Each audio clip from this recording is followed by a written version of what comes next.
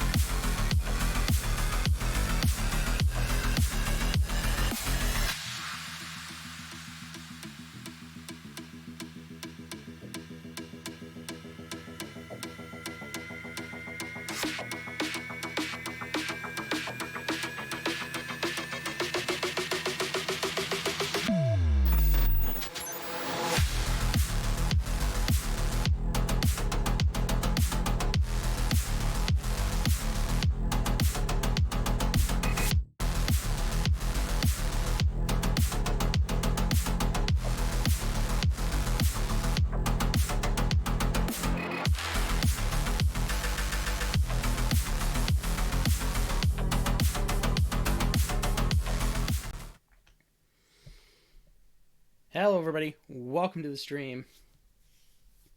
Sorry, we had a bit of a technical difficulty earlier with the webcam, with the face cam. So we got that resolved. Happy May the 4th. May the 4th be with you. Alright, so we've got a few different things going on today. We've got some... Heinz Doofenshmirtz was born. We've got some... that was not what I was looking for. Yeah,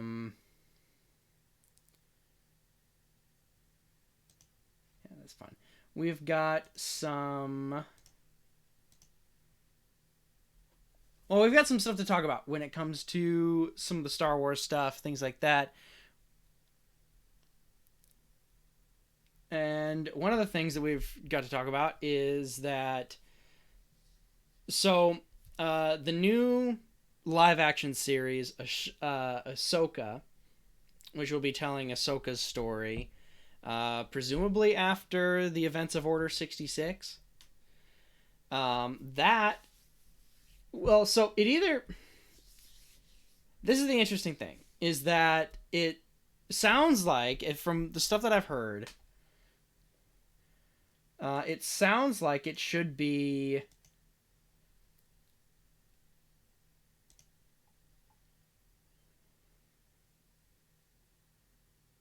Okay, so the Ahsoka show, at first, it kind of sounded like it was more of like, oh, what happened to Ahsoka after the... after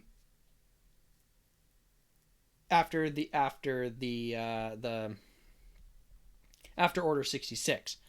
Now, what we do know is that it's a Mandalorian spinoff.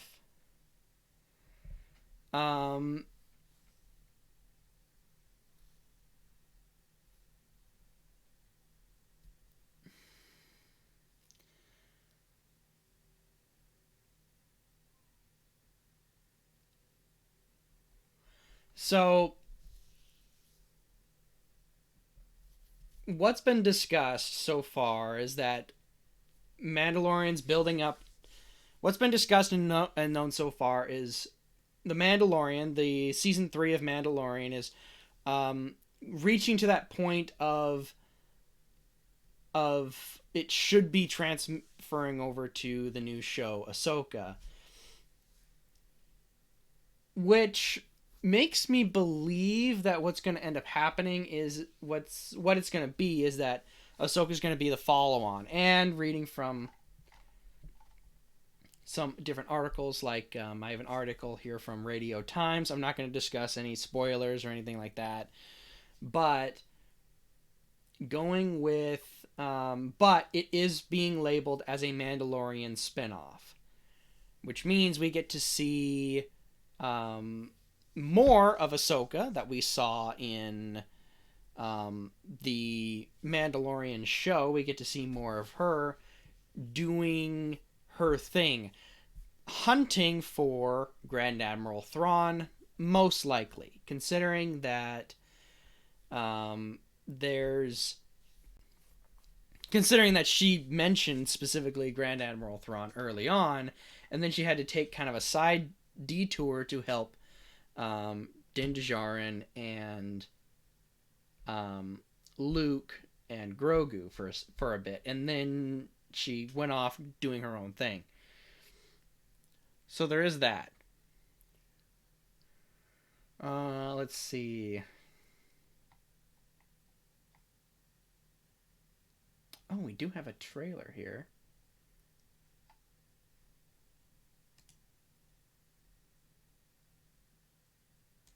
Okay, let me see if I can find it. Star Wars.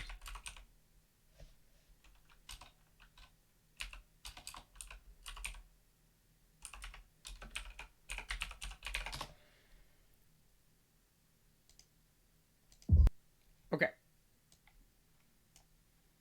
Give me a moment.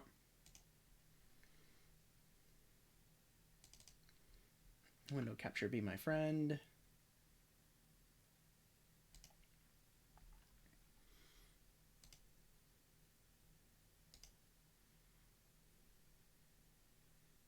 Okay, desk cam's gonna move away here for a second. Oh, that's not at all what I was looking for. There it is.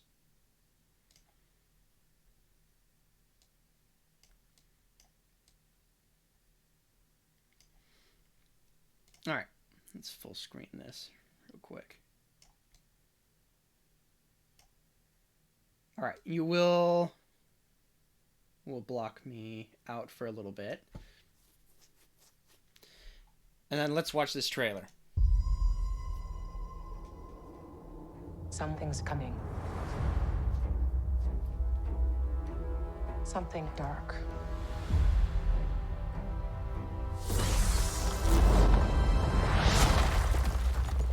I sense it.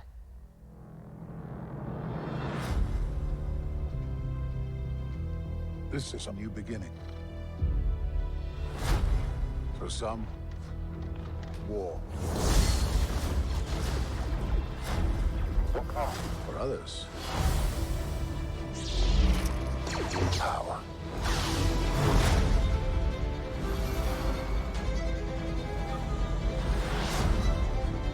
It's been a while. Things have changed. I started hearing whispers about Thrawn's return as heir to the Empire.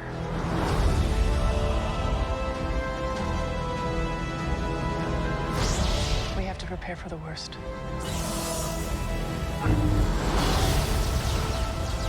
The Jedi fell a long time ago. There aren't many left.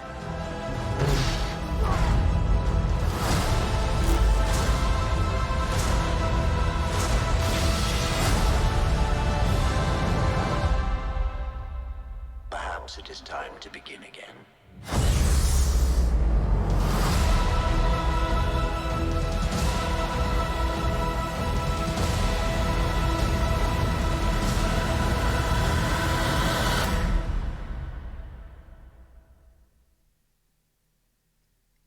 Interesting. Hey, Savior, how's it going? Yes, it is a trap. Although I am not sure if my audio sound alerts are working. They are not. I need to figure this out. I need to figure out this issue. It's very, very concerning to me that we're having this kind of issue, that I've been having this kind of issue with sound alerts for a while now, to where they like sometimes work and then they sometimes don't. And haven't been able to figure out why. What site are you using for your alerts? Sound alerts. Soundalerts.com.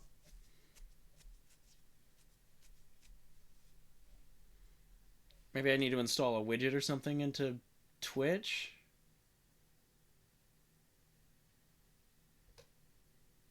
I don't. Anyway, I don't know. Anyway, what I wanted to do. Let's bring back the thing. So okay, so we've got a few different things. We'll just full screen this real quick. Some things. I always go to the dashboard for sound alerts and double check a test alert before I stream. Yeah, I've been trying to do that, and I could not get it to. I couldn't tell if it was like it won't play it because it was on, because I wasn't streaming or not, or if it was something else. So I kind of kept going with it.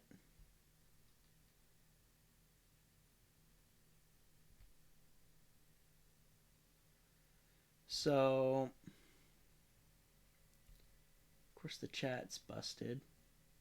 Or the chat settings setting icon is busted.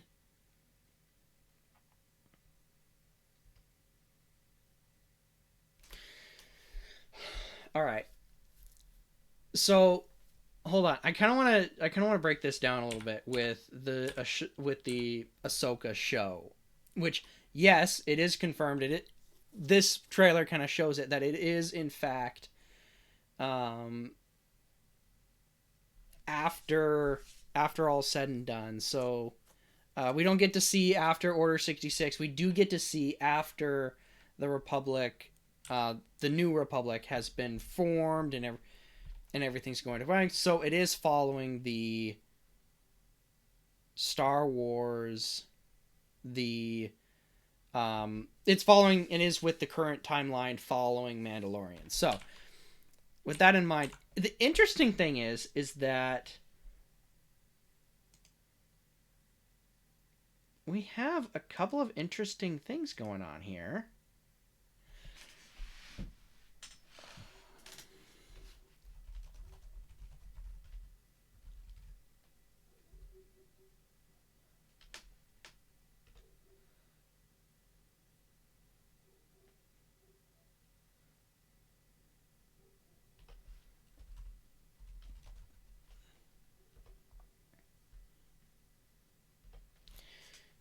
All right.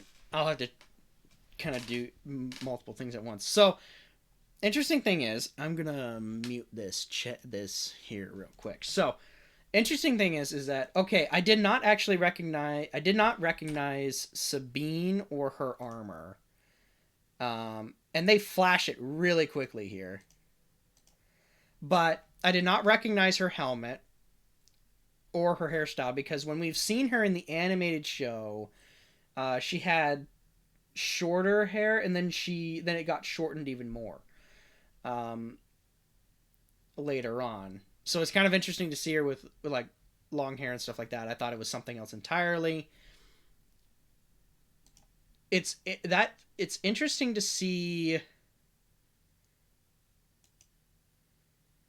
that ship. That ship is that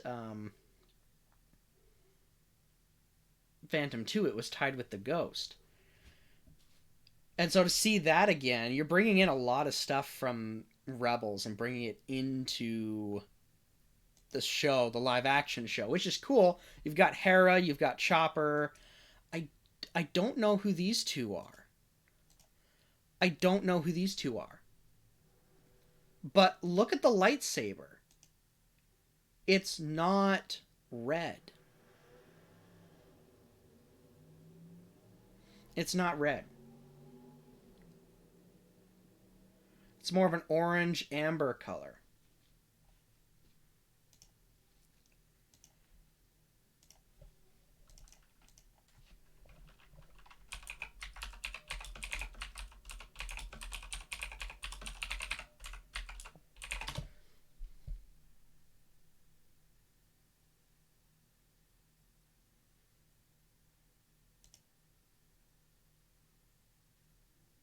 No, it's not. It's that sunset orange one. It's supposed to. It's orange. Yeah, it's a sunset orange. Like it's a dark sunset orange, which I just heard about recently.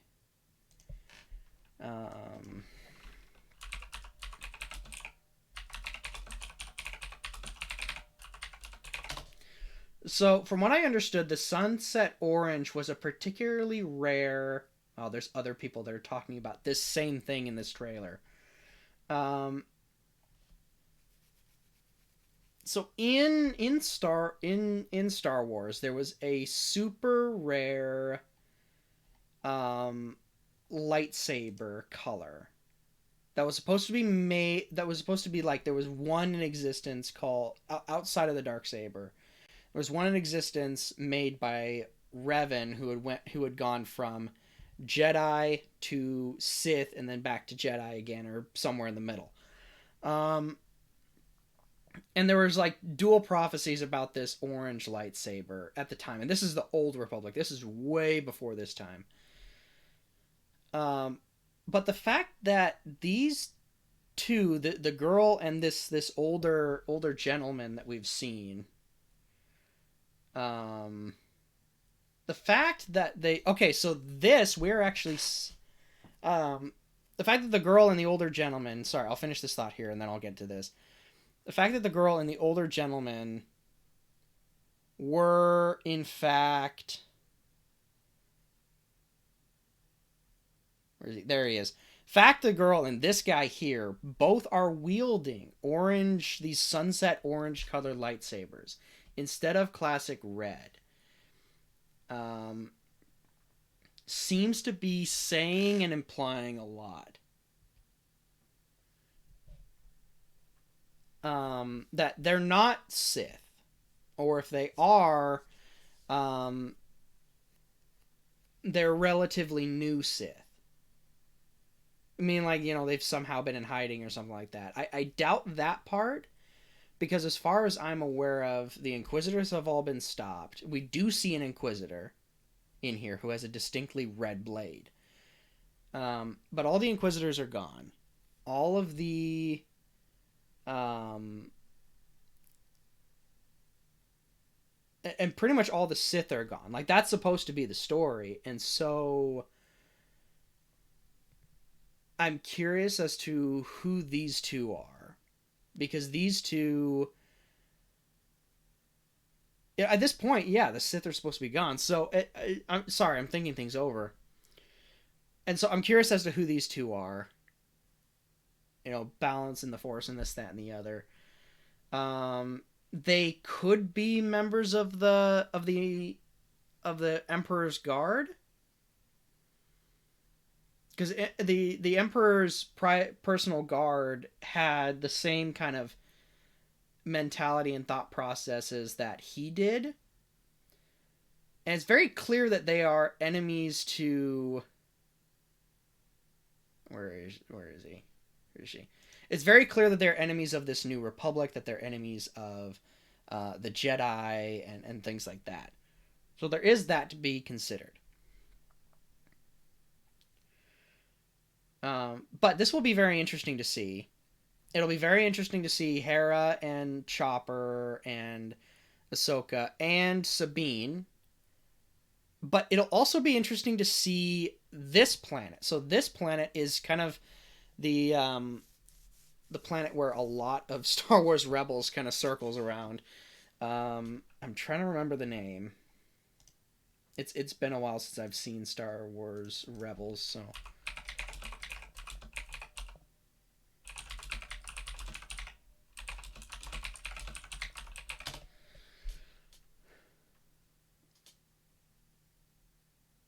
Lothal. So we're back at Lothal. So it looks like we're back at Lothal, which is good, and which is interesting. And it's interesting to see it in a live action setting, because we've seen it in the animated series, in the animated shows and stuff like that. But they managed to keep its distinctive look, and look at that. It's a very plains world, so very like Great Plains, stuff like that. You've got towering cities, and then you've got this one lone communications tower, which has been abandoned, which is where Ezra started and grew up. So it seems like Sabine is living on in this tower, is basically in the same situation that the character Ezra was in early on. So there's that. So there's Sabine. At this point, it sounds like she's retired from the rebellion. She's retired from everything. After all, the Mandalorians have been kind of scattered again, thanks to a great purge and a great fight.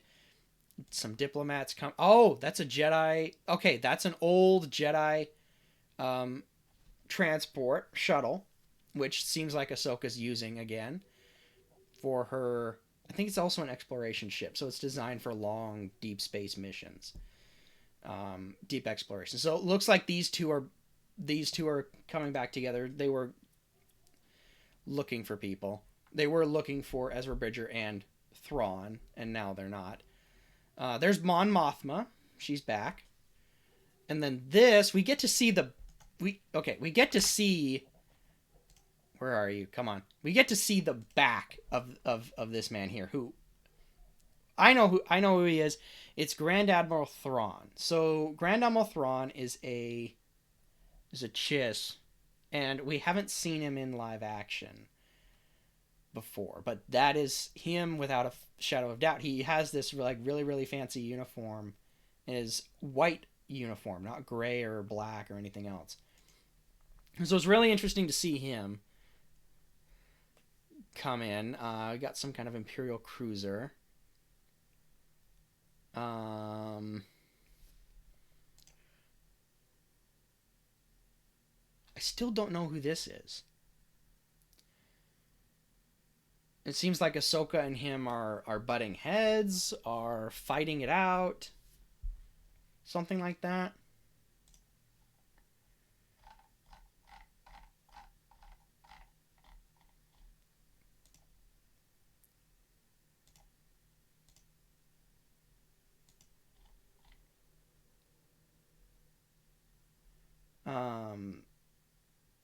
Yeah, they're fighting it out, something like that. I'm not quite sure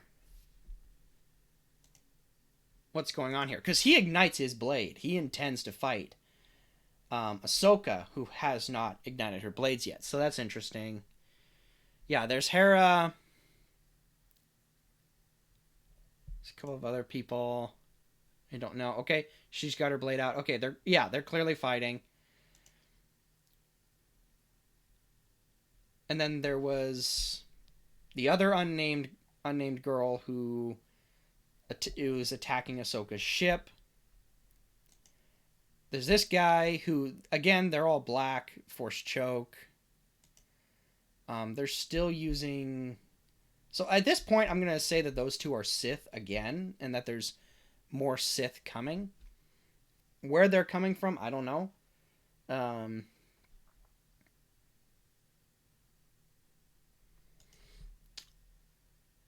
I don't know. Hold on.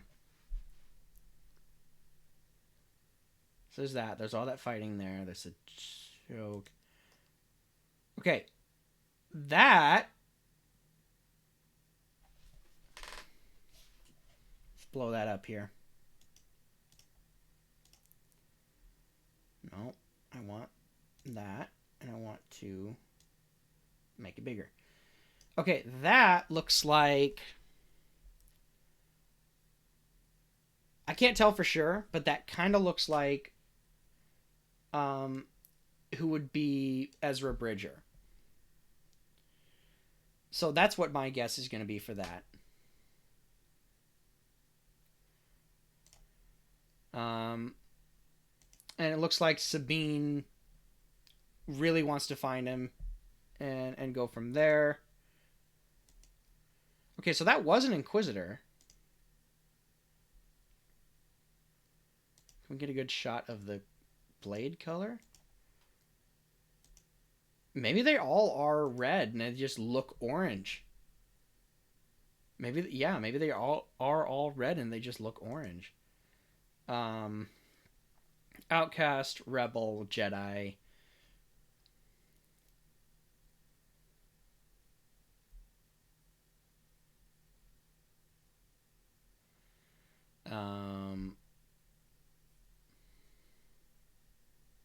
Ahsoka. And Ahsoka is coming out in August, so there's that something to look forward to, something to keep in mind of. But yeah, that'll be an interesting show. Yeah, see, there's already you don't see it anymore. I took it down, but there's other people that have been talking about the Ahsoka trailer, breaking it down similar to what we've been doing.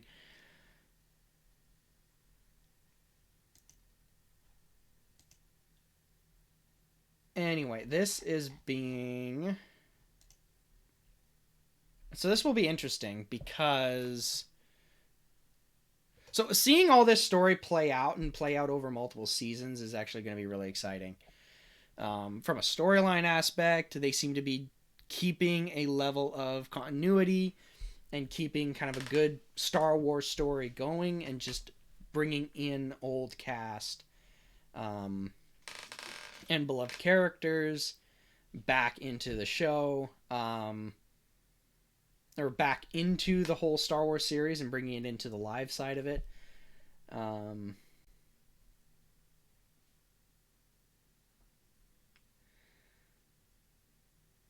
So there is that. Let's see here.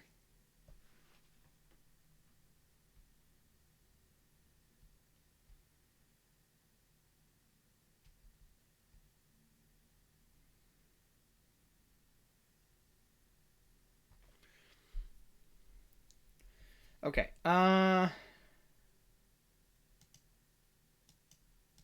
Let's see. How Star Wars stuff is going on. Okay, so Ahsoka's coming out in August of this year. So it's a few months away.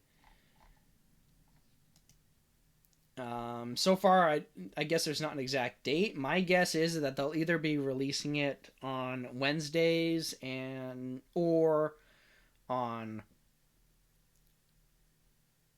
Okay. According to Radio Times, Ahsoka has been confirmed to consist of 8 episodes. Wow, so they're going to be moving this fast. It is unknown if there will be further seasons of the upcoming spinoff. Ahsoka co-creator Dave Filoni will pen all the episodes and will direct 3 of the episodes.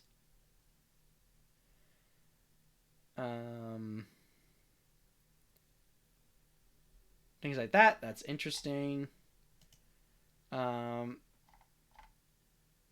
thing that I've been seeing and hearing around the internet has been that Dave Filoni's creating a new Star Wars film. This is going to be amazing. It's going to be great.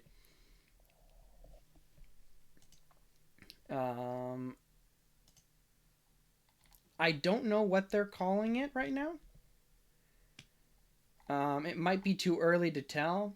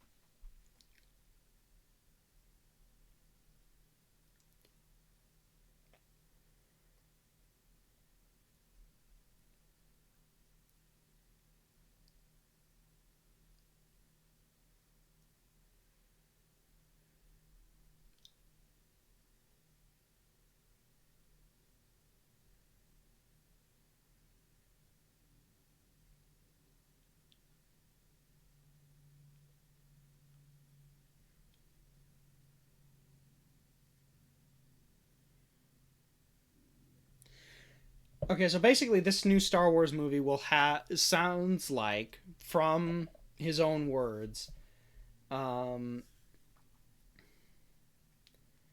things aren't that great when we begin The Force Awakens. So he's talking about the timeline, or the events in The Force Awakens. You know, the Empire and the First Order and everything. Oh, that's probably what they are then. Anyway, so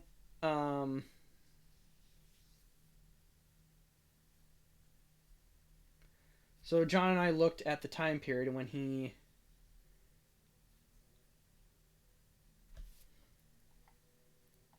So Dave Filoni and Jon Favreau have been working on this. So things aren't that great when we begin The Force Awakens. So John and I looked at the time period, and when he knew he wanted the Mandalorian in it, one of the things I told him early on was, well, I have this epilogue in Star Wars Rebels that's kind of dealing with that time period, which you've seen at the end. Sabine Ahsoka going off and to do other things. A lot of those threads are starting to come together, and then I looked at a bigger body of work that's been done and what's relevant, and a story will emerge out of that. So that's what's leading up to this timeline up to this point so far. That information is from the Collider. Anyway, so they were talking about his new movie. So it sounds like his movie, Dave Filoni's new movie, will be about. Sounds like it'll be about the First Order, and it will lead up, and that Ahsoka, and the Mandalorian, and the current stories that are going on will lead up to the next Star Wars movie, which will maybe involve actually fighting, like a big battle between the New Republic and the what are they? And the new First Order and Thrawn and all his fellows. In fact, looking at that video again, it kind of makes me think of that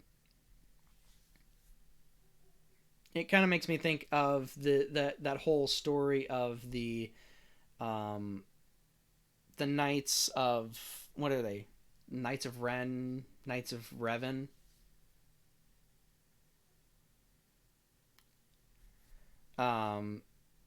Which is like, they're not really Sith, but they are Sith or something like that. From The Force Awakens and from that time period, in which, because in that particular story, Ben Solo is Revan. He's the leader of, or no, not Revan. Excuse me.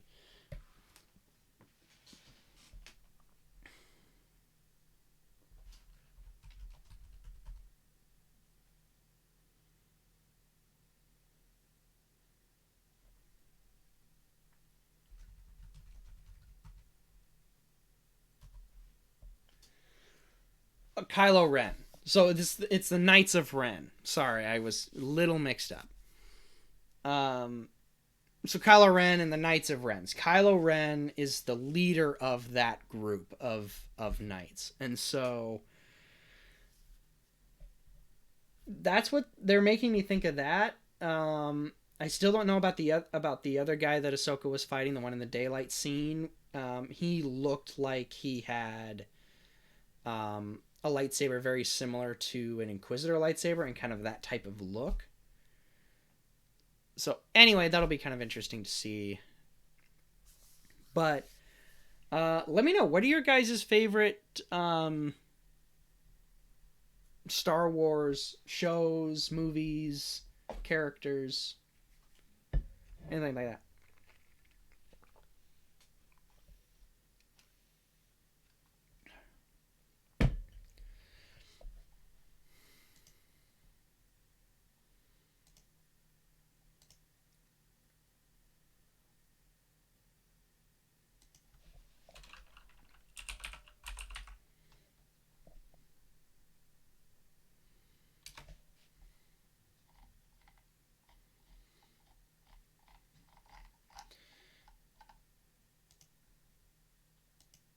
Anyway, it's kind of a lot of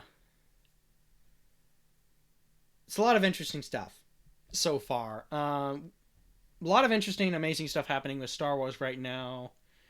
With Kylo Ren, aka Ben Solo. Things like that. Favorite is, of course, the original, but I do like Star Wars Episode 1, the picture you have on the back of the wall. Yeah, my Star Wars Episode 1, the Phantom Menace poster board. It's not really a poster, it's actually a piece of wood.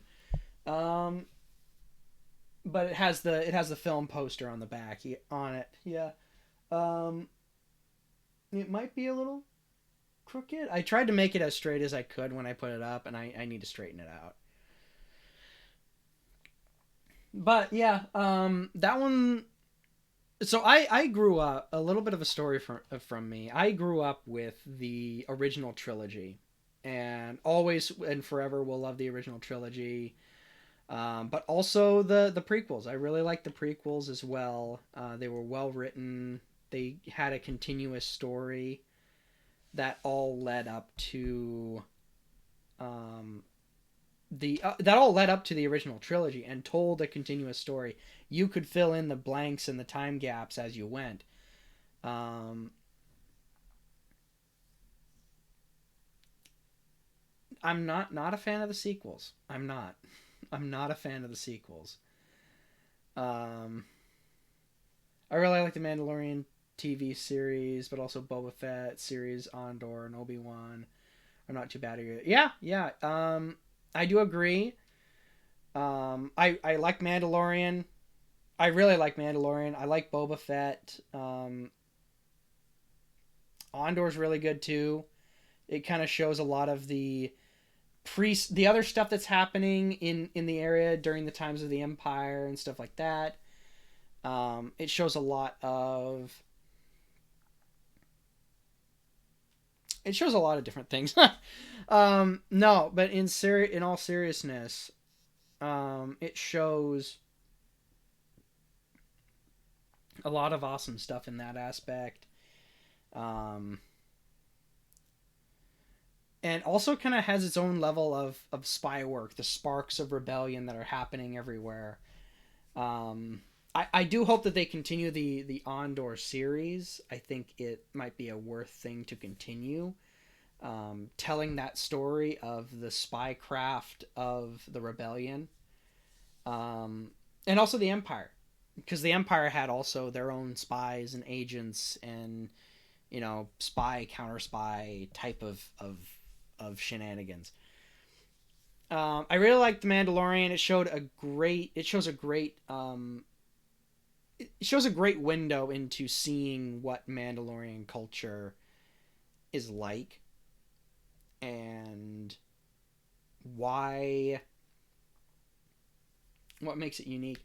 I think Star Wars stuff that Jon Favreau has been involved in seems to be pretty good. Yeah, I agree. Both Jon Favreau and Dave Filoni have been great people. As far as with the Star Wars franchise, personally, I do have some difficulties with the Obi-Wan show, but it's mostly because of the writing. There's some trouble in that they did in writing some of the actors that I think they could have done better. And if they did better, then other things that would have happened, that other things that people encounter would not have transpired. We wouldn't have had those issues that we're still having. If that makes sense.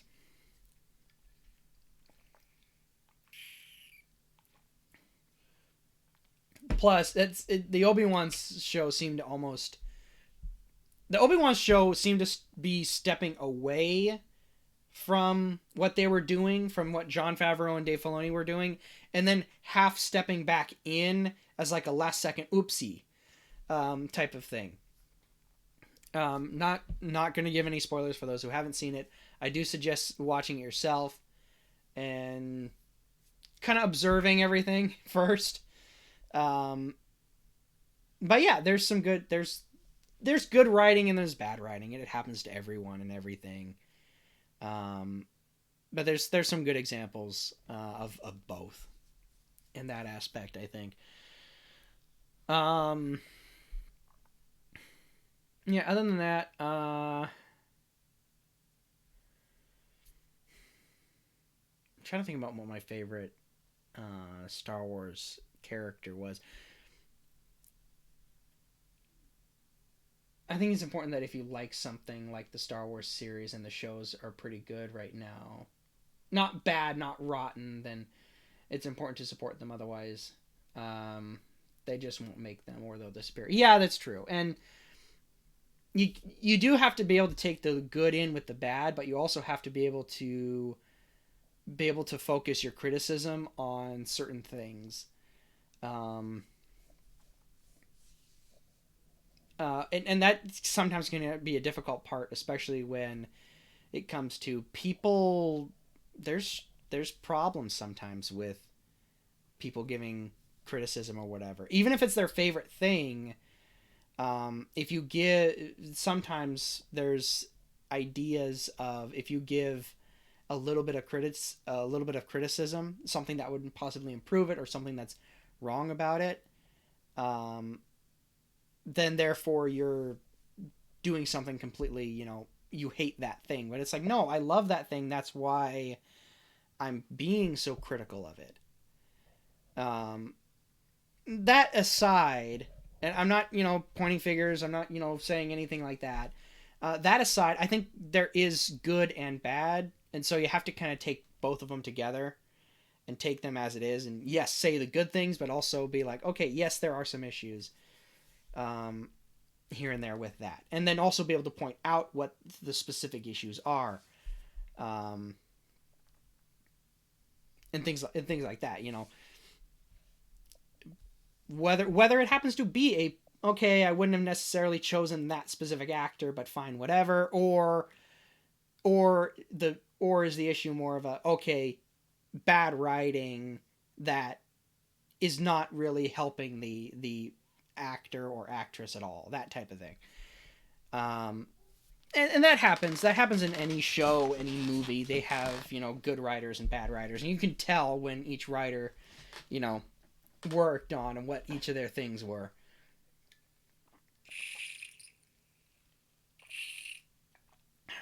Anyway, let's see here. But yeah, no, you're absolutely right. They will disappear, and that's kind of one of the things that happened with George Lucas with Star Wars, is that he had enough of critics kind of bashing on him for first the original series, and then they did it again with the prequel series, and then he had enough, and so that's why we stepped away from Star Wars. Star Wars kind of, it didn't necessarily die, but it wasn't producing any new content or anything like that. And so, yeah, there wasn't really anything new. I mean, there was Star Wars Galaxies, there was a few other stuff. There were video games and stuff coming out. So there were people that were still fans, and there were books. But nothing else besides that stuff. Nothing really additional to add to the content. Now we have all kinds of stuff. We have all kinds of, now there's a steady stream of content coming in from on the video game aspect to the entertainment and TV show and movie aspect. So there is a plus side to Disney now owning Star Wars. I was very concerned when Disney first bought Star Wars, especially with the sequel series. I'm not a big fan of the sequel series. I think there was some really bad writing involved, and that that series of that trilogy is it's difficult. It's a very difficult series. I like the designs for the ships, for the special effects, the whole 9 yards. It's great. The armor, everything, all the things. But that's the difficult point for me, is that the writing was terrible, and it's not a Star Wars story. It's not Star Wars. it's science fiction Star Wars-esque thing. Now, I am glad to say that the right people got their hands back onto Star Wars and started producing content that people are liking, and that has kind of redeemed Star Wars in a lot of respects. At least for me personally.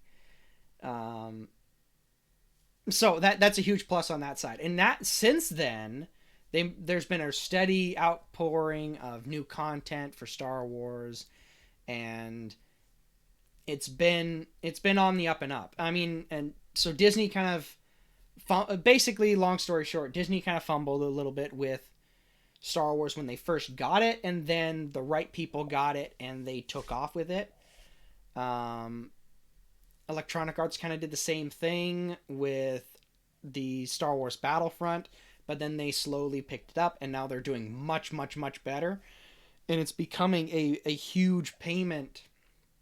It's paying off for them hugely because they're making good games and good products that are Star Wars and that are attracting Star Wars fans and getting them to stay because it is Star Wars and it's staying like that. It's whether it's good writing, good mechanics, the whole 9 yards.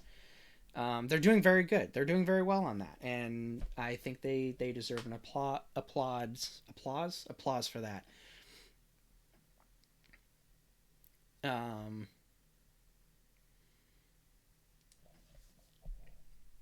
Yeah, absolutely. Honestly, I don't know. I don't know what I think my favorite Star Wars character would be.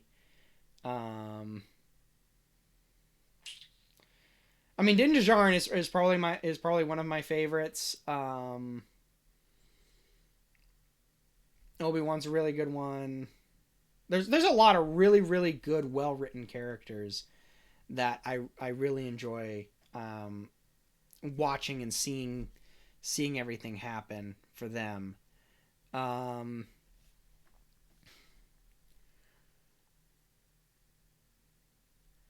What is it?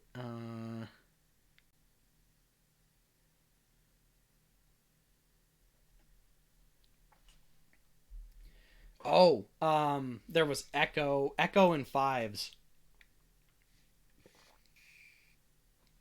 from the Clone Wars. From Star Wars and Clone Wars. Those were my favorite. Those were probably my favorite clones overall. I mean, Rex is fantastic. Rex is great as well. But yeah, 501st, they're great troopers. Yeah, just overall awesome. Let's see. So I'm thinking about. Here's a question for. That's hard. I mean, I think you know Luke Skywalker in the original.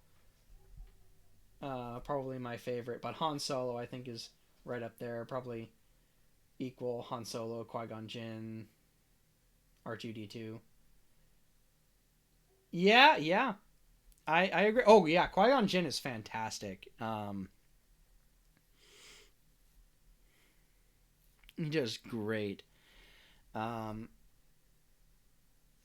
Solo, of course, is a great character. And Liam Neeson did a great job with that. Oh yeah, absolutely. I think Liam Neeson was the perfect person to play that character. You could not have picked somebody else better. I also think Harrison Ford was also the best choice you could make for Han Solo. You can't imagine him any other way. Luke Skywalker, it's the same thing. They all really well picked out the actors to best fill those characters. Obi-Wan Kenobi has been. What are games? What are games you favorite Star?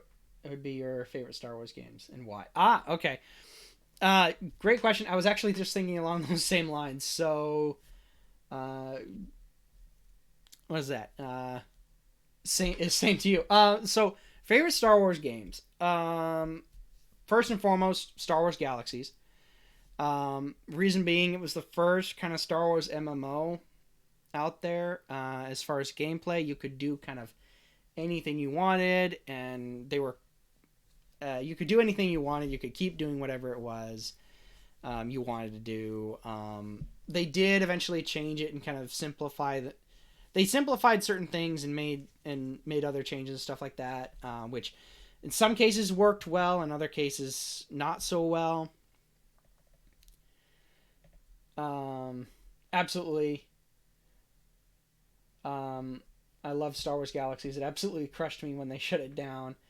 And then right after that, just a couple of years ago, the huge Star Wars boom again, and no Star Wars Galaxies to be found. Yeah, that was true, and that was a very sad opportunity. That was a part that I wished kind of Sony would. If you can still play it, if you know where to look. Oh yeah, no, absolutely. You're absolutely right, Savior. There are groups out there, private servers and stuff. Yeah, there are groups out there that host their own private servers. They host their own versions. There's SWGEMU. That's one of them that I've heard about.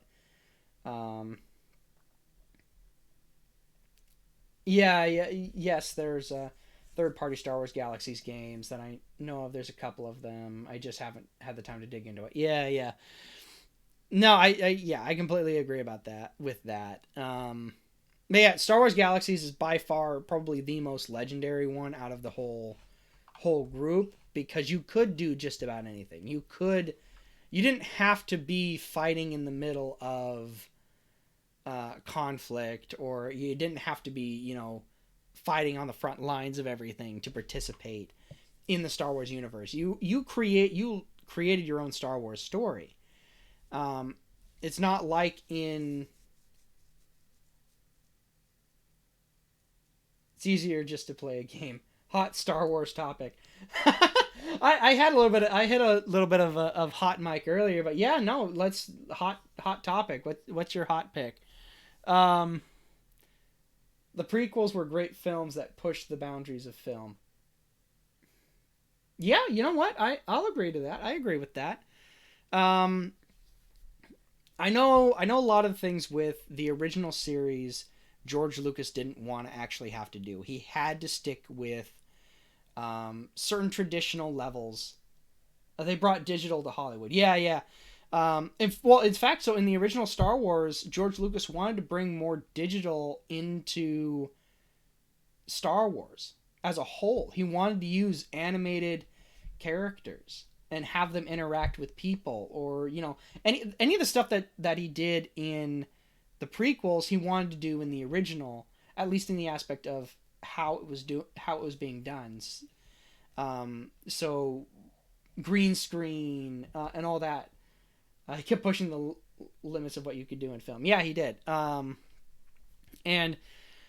he was not happy. Fun fact: he was not happy with the original series. Well, okay, it wasn't that he wasn't happy with it. Would they be like, yeah, they would be. And have to figure it out. Yeah. And so he wasn't necessarily satisfied with the original series because he couldn't do all the things that he wanted to do. He was stuck with people wearing rubber masks, certain old school techniques, which were still good, but he wanted to use some new techniques, more digital techniques, instead of relying on puppets and all this other stuff, but he had to at the time.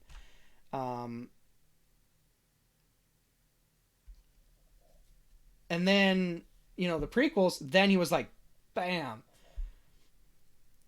He was also peeved he couldn't cut the film together the way he wanted. Oh, yeah. No, he had like a bunch of deleted scenes that he was like, I want to keep this.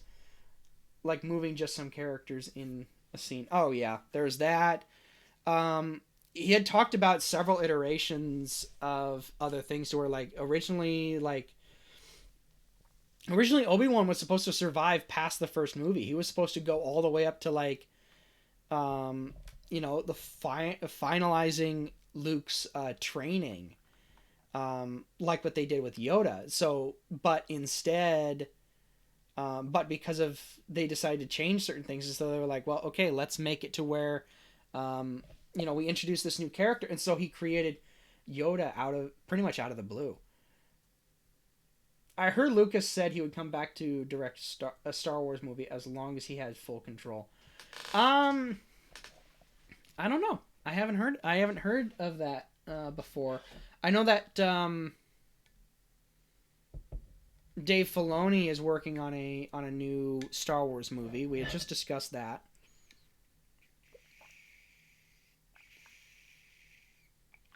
There's also the new Ahsoka show. I would like to see that, and he could just crash the jet into the ground. End on his terms. Oh, no, that'd be great. Well, I think what I would like better, and I think what George Lucas's kind of vision generally was, is that with Star Wars, its idea is to... It was for a time before Disney got their hands in it.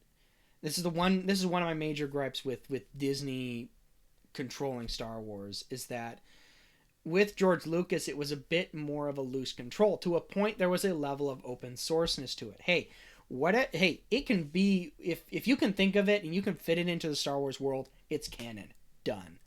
More or less. There are some things that were like, yeah, I feel like Lucas made generational films. Oh, yeah, he did. Well, he made, like, cross-generational films.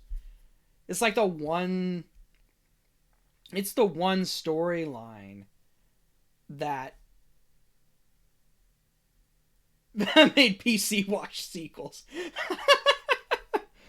You did not hear that from me, but you're not alone in that thought process. Yes.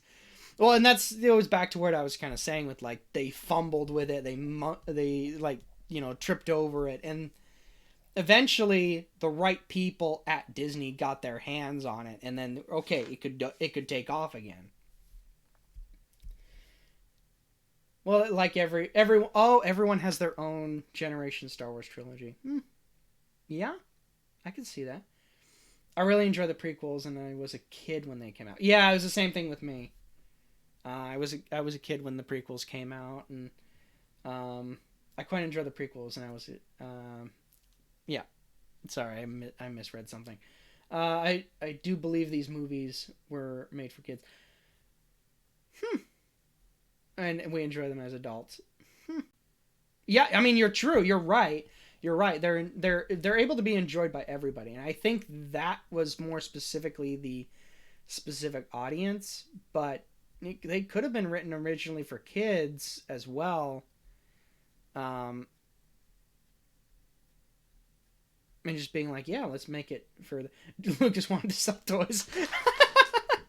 I mean, true. You're not, and he was good at it. Yeah, you're not wrong.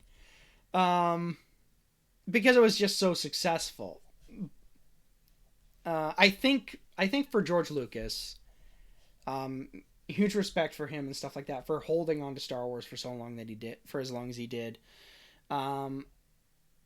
Sell toys and push boundaries for film. That's Lucas's legacy. I think Lucas's legacy also includes just the aspect of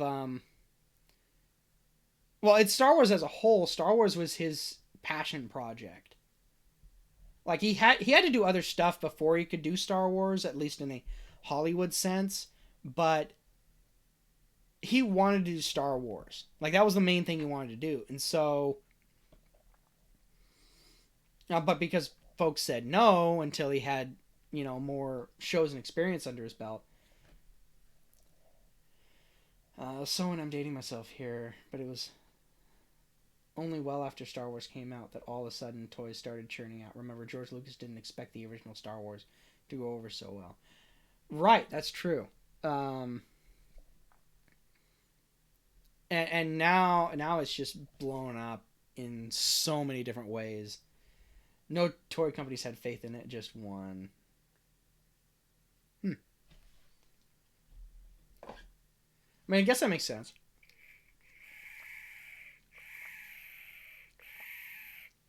And they were not ready for how big it got. Oh yeah. So they sold an empty box. Uh-oh.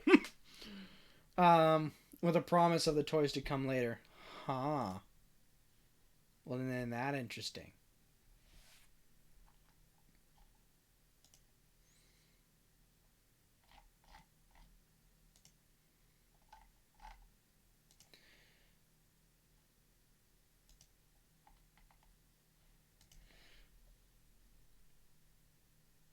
Yeah, a little.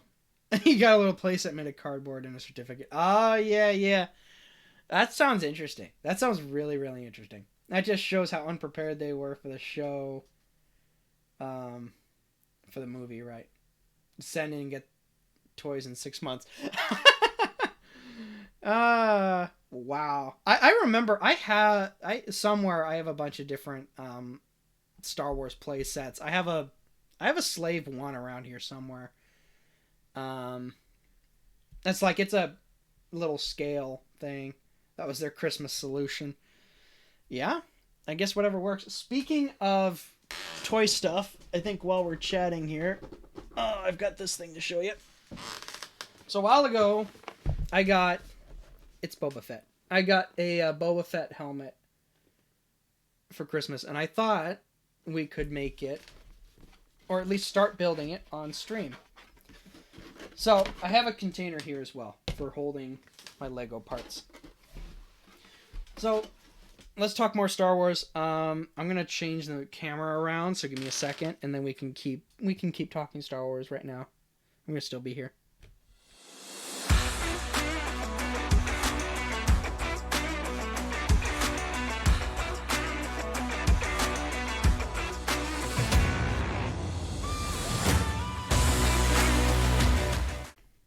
Okay, we're back. See, we didn't leave. Here's my container. Here's the box. Open up this complicated device. All right, so each of these bags is going to have a different... That's a lot of crinkling noises. It has different numbers and stuff, and it has a full... So this one's 3, this one's 1. Never actually built one of these, like, model sets before.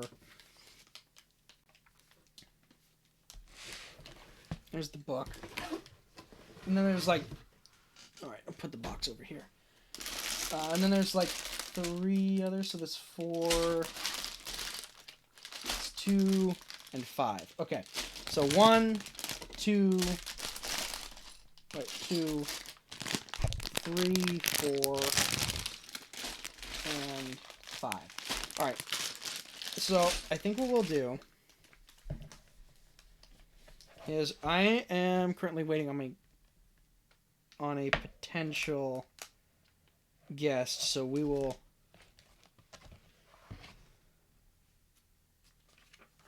follow up with them later. But in the meantime, we will start with bag number 1.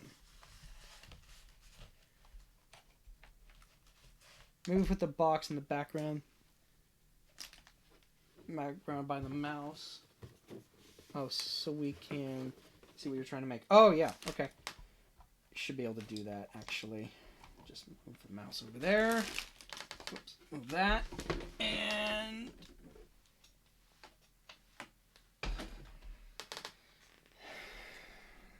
Does that work? Might need to move some of my other stuff here.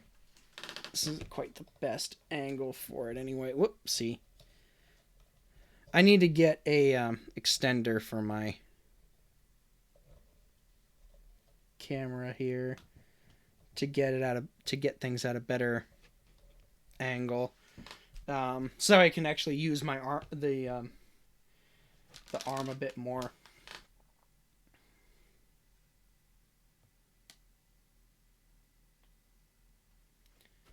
Turn it a little bit towards the camera. Tilt it more. I can't... Oh, okay, I can tilt the camera up. I just didn't want to necessarily do that. Let's move it. Move the camera. But I still kind of want to show more of the desk space as opposed to anything else. All right, we'll take bag 1, and we'll put bag 1 in the bucket. We'll go from there. So this is bag 1.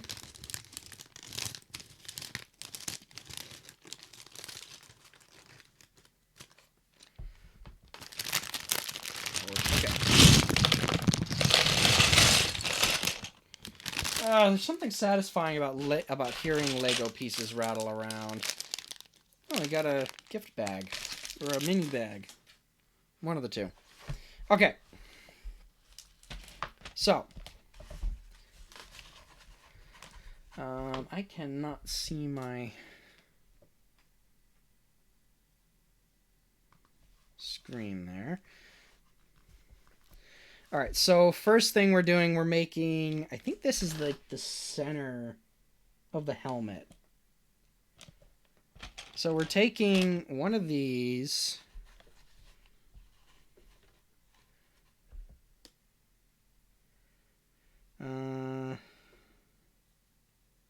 And one of these, right, 4-piece, yep. Smacking that right in the center there. Let me move this over here so we can more easily see. And then we take 2 of these guys and 2 of these white ones.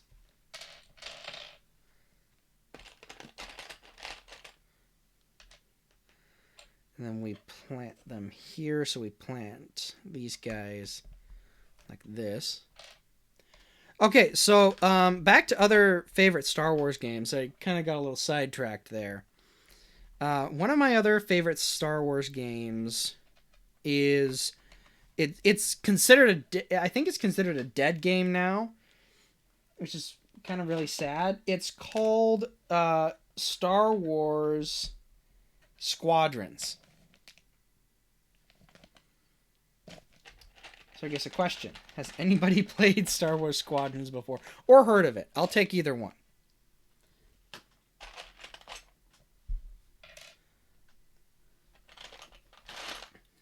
Where's the other one? There it is. There's another piece, right? Almost lost a grip on it. Alright, and then looks like they go here. This goes here. I'm going to build this the other way. This goes here. Whoop, whoop, whoop. This goes there. And this goes there. I think. Just trying to make sure it stays.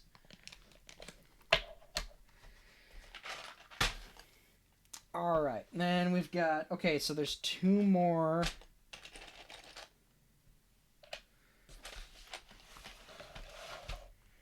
All right. And we can put this there on the black. How's that? All right. So we need 1, 2 more of these. Interesting pieces. Get those. And then we need these 2 pieces here. It looks like what happens is that they rotate. So then this one should go back to here. And this one should go back outside. Some of these don't really like snap together like you'd think they would.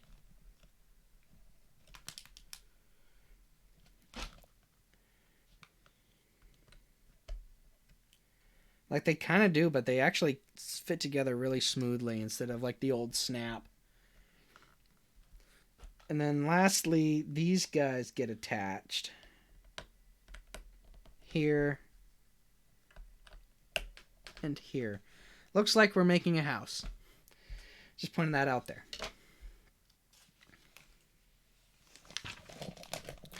All right, on to the next page. Where we get one of these. And to these blue guys. 1, 2. Oh, and then the white locks these ones in. So they all should be locking each other into place. And then these guys get locked in. So they should all be locking in now. And then I'm going to need 1, 2, 3, 4, 5, and 6 of these red pieces. Snap them together.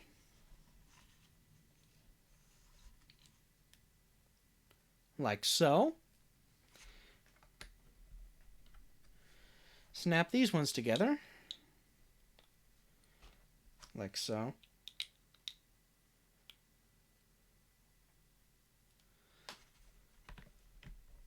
Whoop. There we go.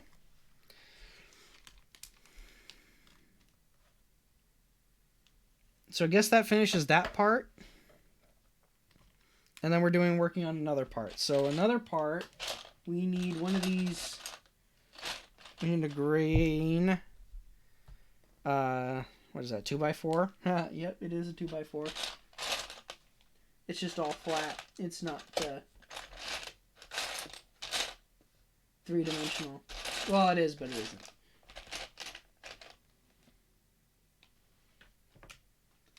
Let me just stick out there. I need... Oh, wait a minute. Is that what this is? Yeah, okay. Okay. So let's just...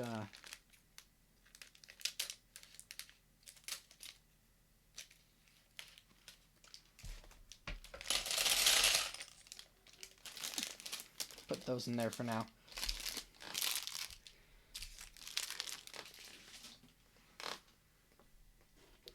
All right, 1 second. I want to check something.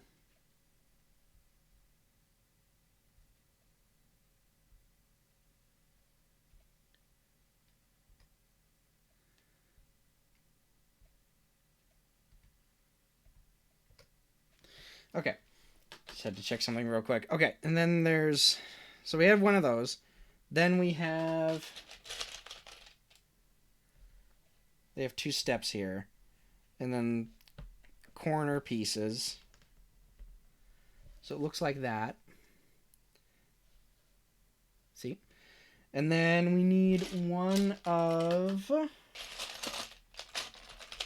these and 2 pink studs, as they call them. This guy goes in the middle. Pink studs go on top of the green 1x blocks.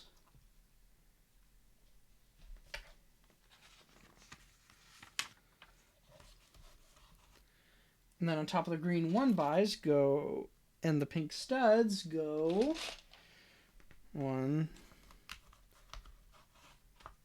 2 of these yellow pieces. So here this guy goes back here. These yellow pieces with the little clips on them, so there's one there and one there. And then we just keep looks like we're just building it upwards from there. So we get 1 maybe 1 more stud. Oh, there it is. Couldn't find it for a second. Okay, we'll put the edge ones in first. We'll put the green. I'm also holding the instructions down with my hand, so sometimes I'm just doing it with one hand. All right, so the green is done. So that's done. We need 3 of these tan L brackets. 2, 3. Then we need a brown one. And what is that, a yellow? Yeah, that's a yellow 1x2. Okay. So the way that it's being described is that these three need to stack like this. Stack together. You put the brown one on top. And then you put, if you face it this way, then you put the yellow on top of that. And then on this piece, it should go facing outward like that.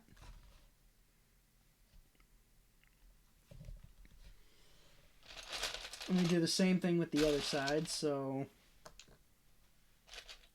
there's a brown piece. There's 3 tans. And then there's the yellow. Put these guys together. Yeah, what are your other favorite Star Wars video games?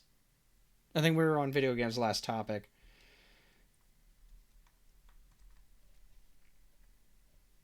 I mean, I'm open to discuss anything anybody wants to. Anything else anybody else wants to discuss that's Star Wars related.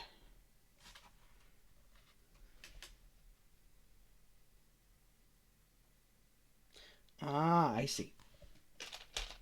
We're going to need 2 more of these pieces here. 2 more of these brown ones.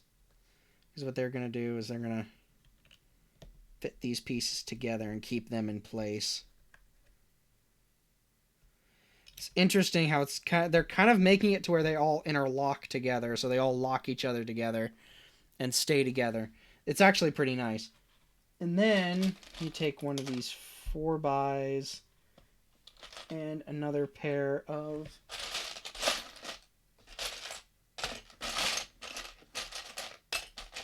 brown pieces.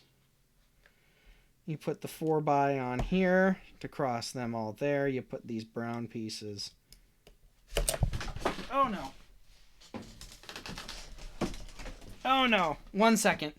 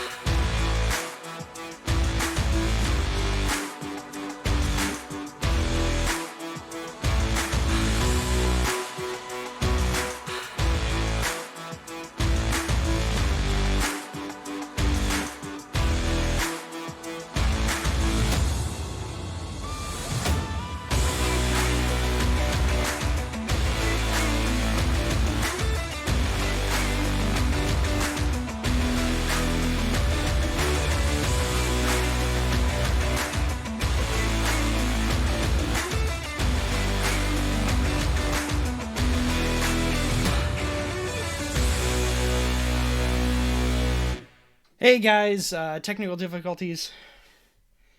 Right now we lost a part from this piece that we were trying to put together. So give me a bit. We'll be right back.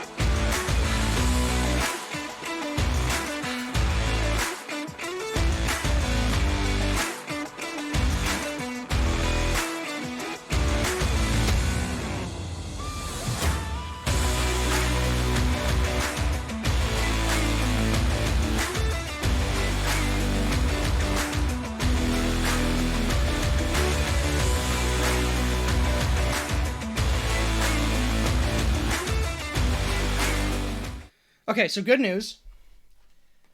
We did not lose the piece. It was in the bucket the whole time. The piece that we were attaching, this one, did manage to click and manage to stay in place.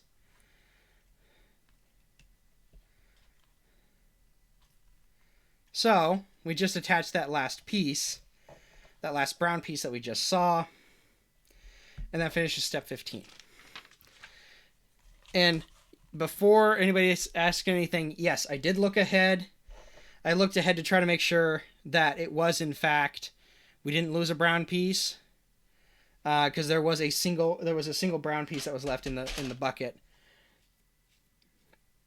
and it wasn't. And looking ahead, it wasn't calling for any more dark brown pieces. So we're okay.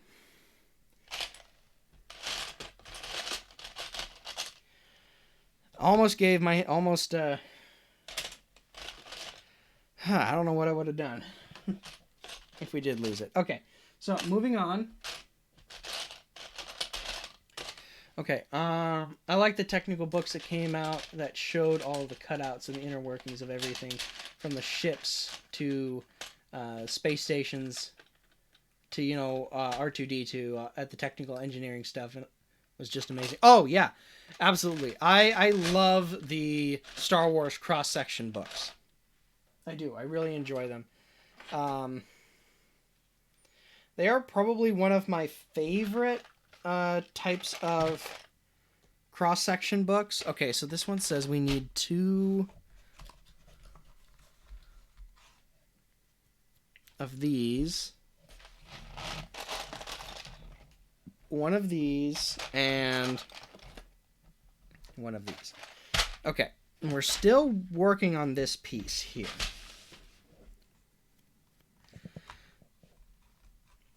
Oh, so this is where they start connecting. Okay.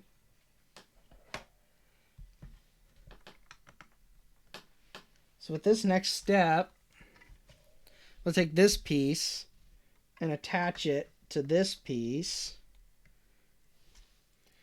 And then we take these pieces and build these up. So they line up with the other one. Take this piece, put it across here.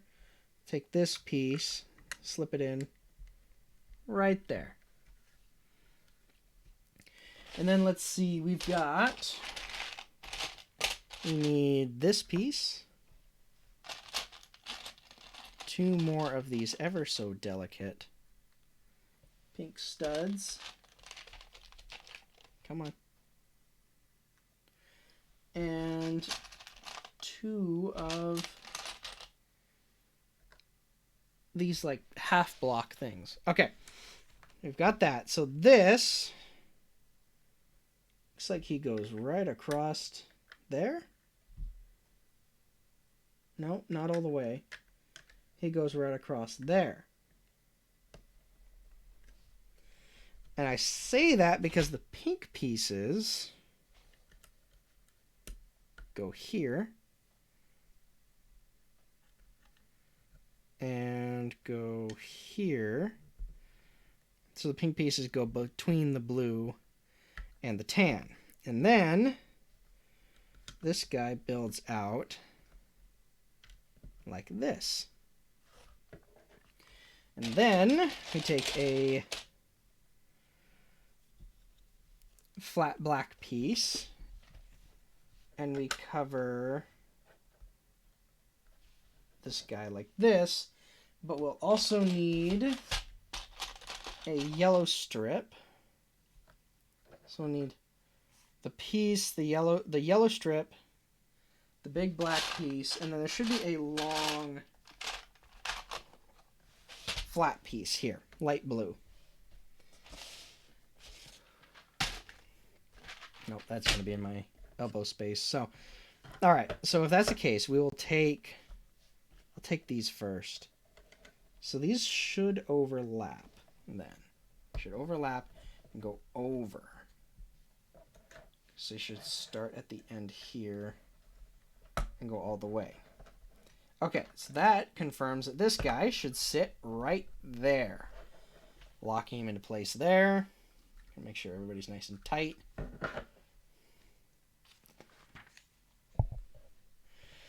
Let's see. Timber! Hey, how's it going? Give me 1 second there. Brendo. Okay, so real quick here, we're going to have a guest here popping in, hopefully.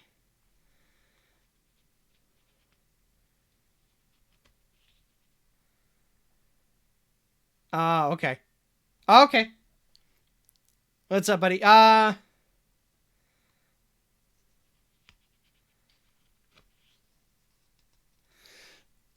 doing pretty good. I just got your message. No worries. Thank you for your support. Yeah, if I'm still streaming, then you're welcome to come on and still be a guest, man.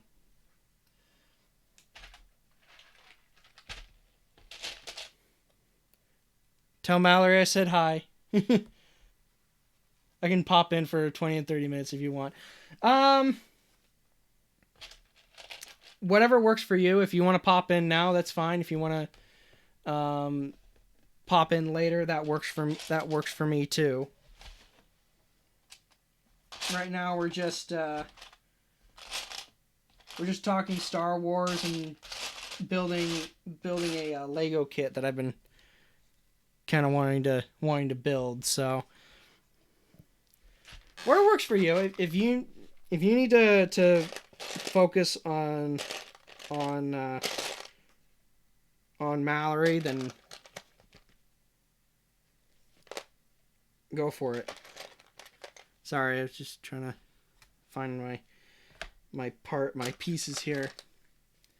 Give me like a little bit. We're about to pull up at home. Okay.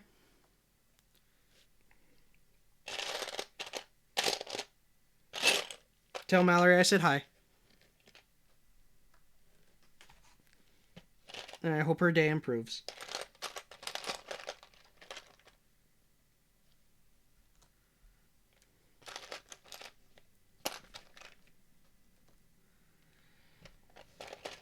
Alright, and then we need the green one.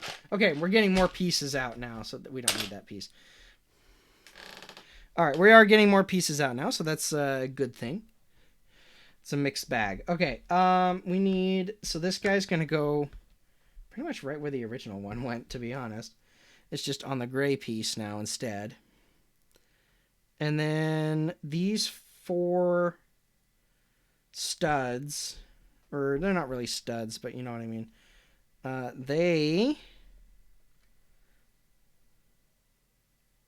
Oh, I need 2 more pieces. 2 more of these blue 4 pieces. I did. She says hi. Oh, that's fantastic.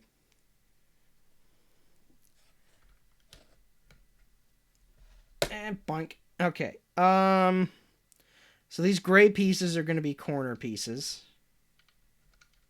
There we go. Should sit like that. These blue pieces are going to sit next to the gray pieces. Like that. And we get this guy here.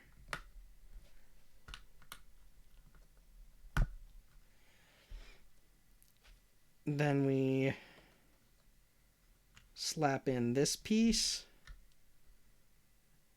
Plug in this piece here.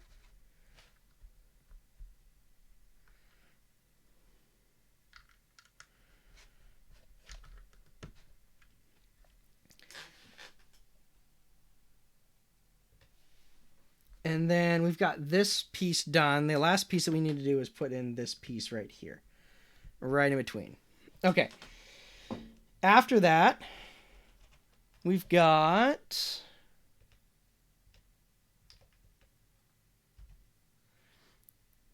Okay. Am I still? I am. Sorry, my laptop's internet kind of dropped out.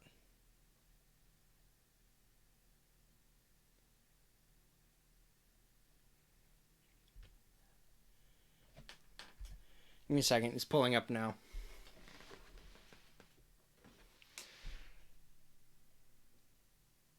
Anyway, okay. Hi, Mallory. Sorry, but happy that you're, well, sad to hear that, about what's going on for you guys. So, hope you do better. Hope things do better. There we go. Okay. Sorry, I was grabbing my other stuff here and then fixing other problems. Okay, so these things need to be layered. Layers. So we get a light green and then this olive green, I guess, stacked together like that. And this goes right smack dab in the center. Like that. Cool. And then we need a red piece and a blue piece and this bar here. So the red piece goes on the green side. this a 2-piece? Any other pieces that I'm... Okay. I guess that's it.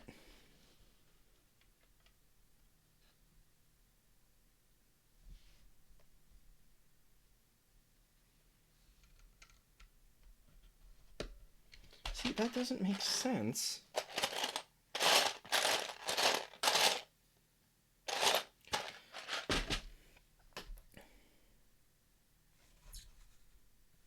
Okay, I guess that's what we're doing. Put that there like that, and then slide this guy.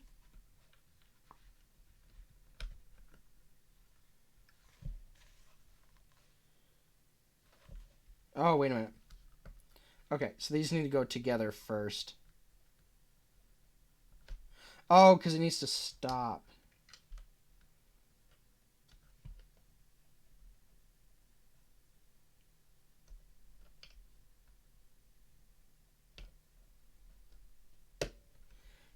There we go. That was a pretty satisfying thump.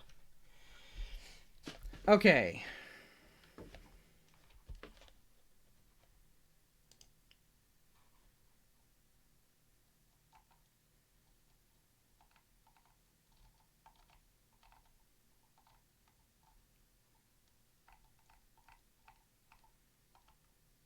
Sorry, I'm checking for stuff.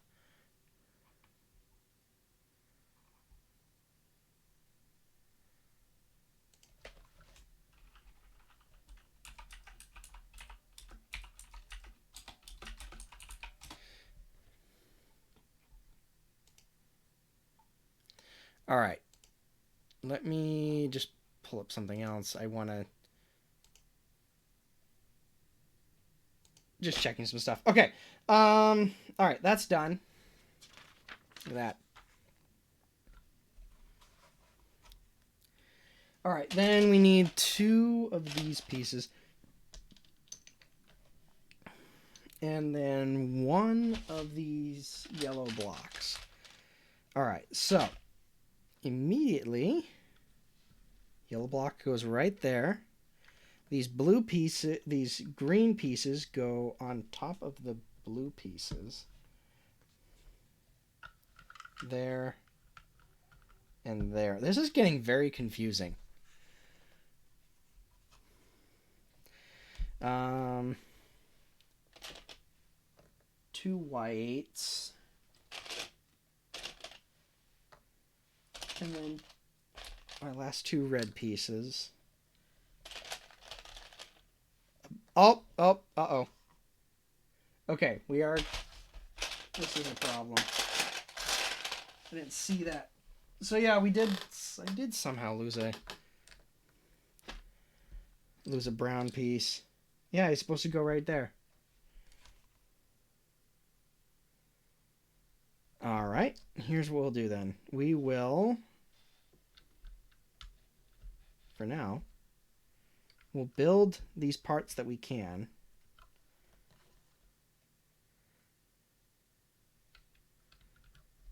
Oh, no, they rotate the other way. They go 2 different directions.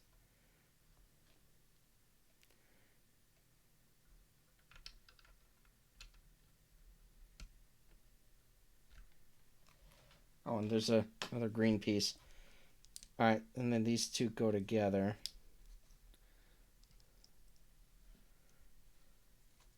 Huh.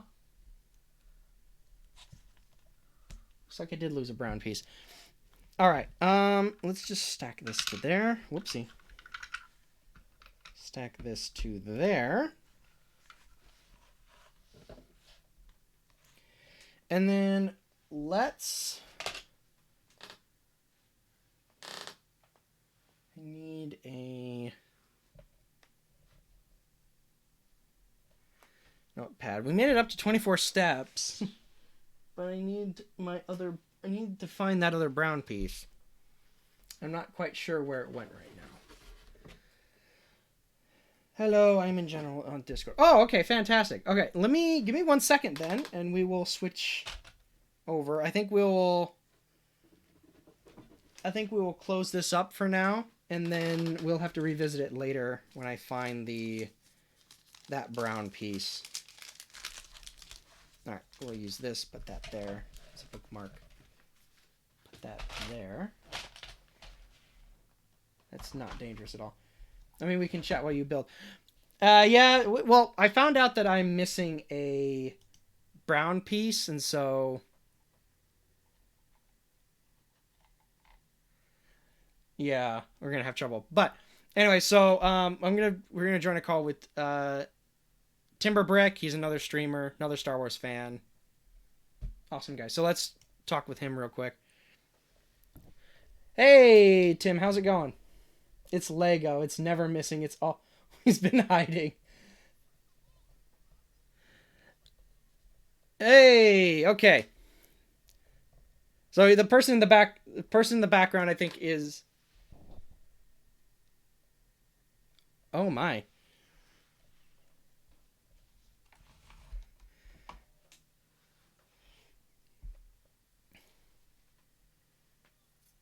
Hey.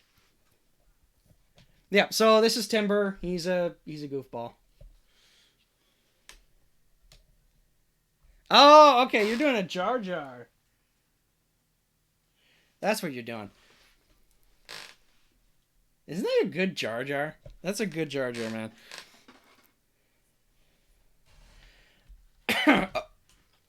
Oh, okay. Okay, since we have can't hear any. Oh, I'm sorry. We have the. I had my desktop audio turned off. Okay, now this is Timber Brick. He's another streamer. He does a bunch of different streams, stuff like that. He also does Lego builds. Mr. Jar Jar Binks. Oh, okay. He's doing it. He's doing Timber Brick. So he's doing Jar Jar Binks. Okay. But yeah. So we have Jar Jar Binks on the stream here. How are you doing, Jar Jar? Hello, Mr. Good. So, what are you doing to celebrate Star Wars Day? Oh, you know, we like to do the normal things. We like to catch the fish and help with the family. Okay. Only speaking of Jar Jar Binks, probably one of my least favorite Star Wars characters, although he grew on me after a while. Understand? It's okay. I'm not liked by everybody right away. Mm-hmm. Understand? Yeah, I grow on you like fungus on bottom of wake. Oh wow, that's very descriptive. Okay, so Jar Jar, any thoughts on the new Ahsoka trailer that just released? Me like Ahsoka. She a nice person. Nice. Okay. Let's see. Is there anything? Are we going to see Jar Jar? Are we going to see you, Jar Jar, showing up at some point in the Star Wars series? You want Jar Jar to give away some secrets. Oh yes, I'm absolutely. okay with that. I would love see. for Jar Jar to give away his secrets. No, pooey. We don't do the secrets. Okay, fine. But so answer me this then.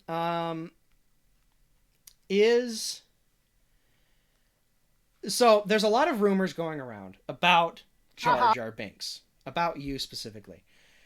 Is Jar Jar Binks the Sith Lord?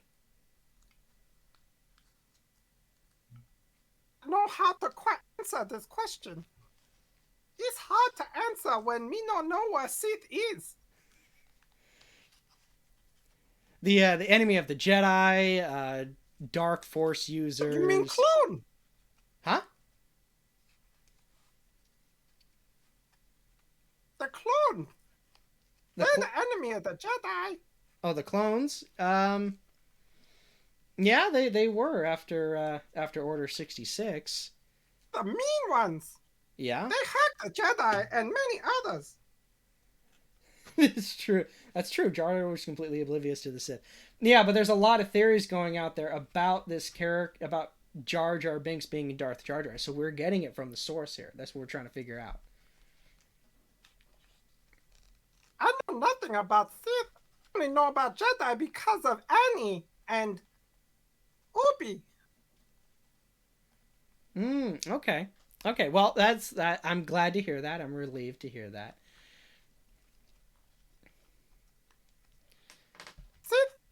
What are Sith? They're basically the opposite of Jedi. They're still Force users, but they're evil. Like Count Dooku.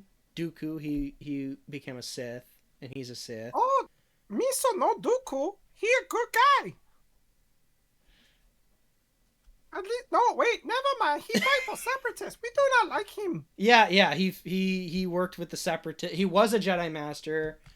Then he started working with the Separatists and became a Sith Lord. He wields a red lightsaber.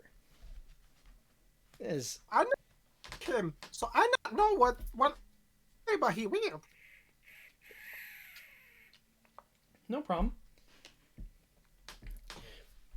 Okay, I go away now. I go buy timber brick back. Okay. See ya, Jar Jar. Thank you for stopping by. Have a good day. Enjoy the 5th. Yeah, you too. Enjoy the 4th. What's up? Hey, how's it going? You just missed Jar Jar, man. Yeah, he jumped into the lake. Yeah, we had a full-on interview and everything. Oh, really? What did he Yeah. tell you? Yeah. Well, so he likes Ahsoka and is really excited that she's getting her own movie. He probably liked Ahsoka because of Annie, I would imagine. Probably, although I don't think he interacted much with Ahsoka, at least on the TV shows that we know of, right? Yeah.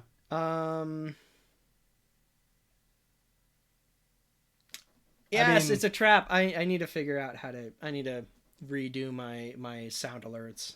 Are they all messed up? They're not working right now. Like there was a time to where like they were half working, half not, and then now it's just not.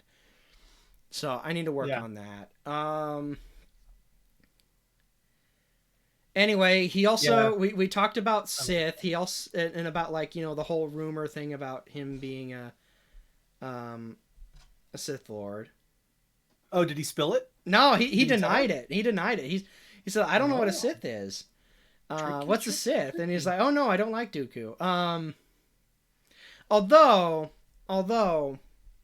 there's a curious thing about like he said to enjoy the 5th. He didn't say to enjoy the 4th. Oh, that might be a little bit of a hint. I know, right? The 5th is like revenge of the 5th. Oh, interesting. So, Huh. Anyway, the other thing is that I tried to see, weird. hey, is there going to be a Jar Jar movie coming out or something? Like, is Jar Jar going to come out in one of the shows or something like that? And That would be kind of cool because I think Jar Jar was an underrated character. That actually was a really good character. I think that he got a lot of bad rap because he was just like an ancillary character, but like he was a decent character. When you really investigate him as a character and his civilization, I think he was pretty good. Jar Jar said May the 4th, but he pleaded the 5th. Interesting. No. Anyway. Yeah. So no, I agree. I think so. Jar Jar was introduced because I think it was George Lucas's grandchildren. It was kind of a reference to them, and they mentioned something about it, which led to the creation of Jar Jar Binks and the Gungans. But I think he was a good kind of middle ground comedic character, and he was a character that was innocent enough to be able to play into the hands of Palpatine. It sounds bad, but it's like you need a character of that level of innocence to make it function, to make the story continuous. I think a big reason he got so much distaste was because he was just, in a lot of ways, I think he was a reflection of what a lot of people didn't like to see, which was Star Wars has a tendency to be this stoic and like very clear cut, very almost hero story. I mean, it's almost an Odyssey story, really. And Jar Jar was the antithesis of that. He was an average alien. He was an average, everyday person, entity. He was clumsy. He was forgetful. He was everything that a normal person is. And so Right, yeah. I think a lot of people didn't like to see that because they want this hero story without the fallacies, without the reality of it. And I think that's why a lot of people just didn't like him. And it's like, but he created a human aspect to the universe that was like, oh, this is different. And that's why I kind of did like him, because he gave you this feel of not everybody is this stoic, grand character. Right. Like, Or some they of them or are they just didn't people. start like that. They weren't like born looking or behaving a certain way.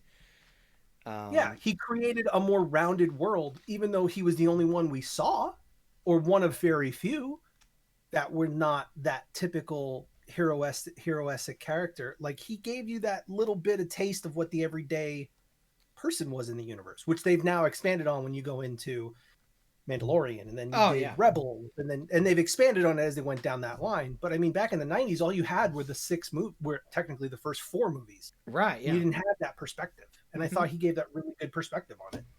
Yeah, yeah. I think you're right in that you bring up an interesting point in the aspect of he was a rounded character. He was kind of a bit of an off the wall character. He wasn't a character that you would necessarily expect, but he worked within the story, but yet he added to it, but he wasn't necessarily one way or the other. And he was kind of, to a point, your average Joe. But he was also a bit more clumsy, like he would describe himself.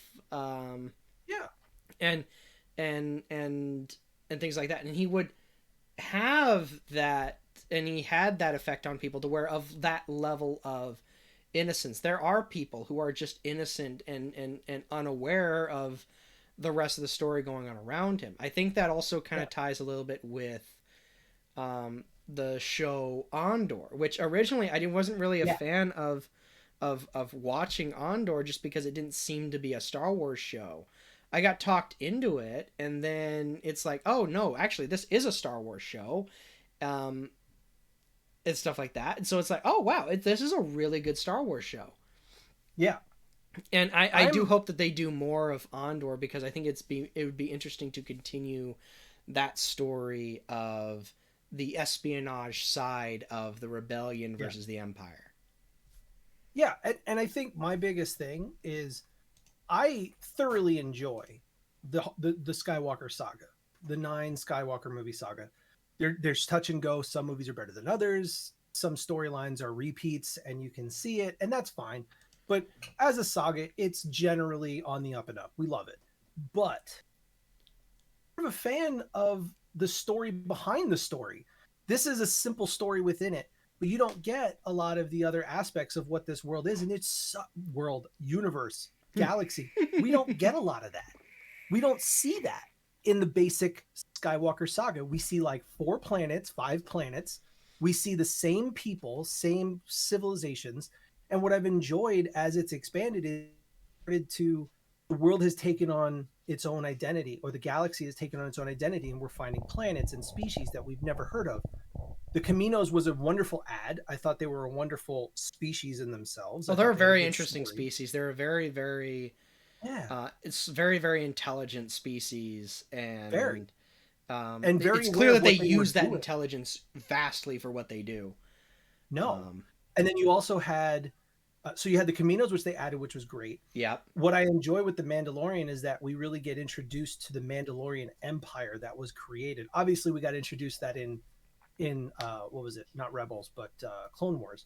We got some of that. Yeah. Well, and you get really introduced into like the culture, and you kind of Mandalorian, I feel, kind of takes a deeper dive into Mandalorian culture and history, whereas 100%. Everything else is just kind of scratched the surface of it. Showing us the mythosaur was an absolutely.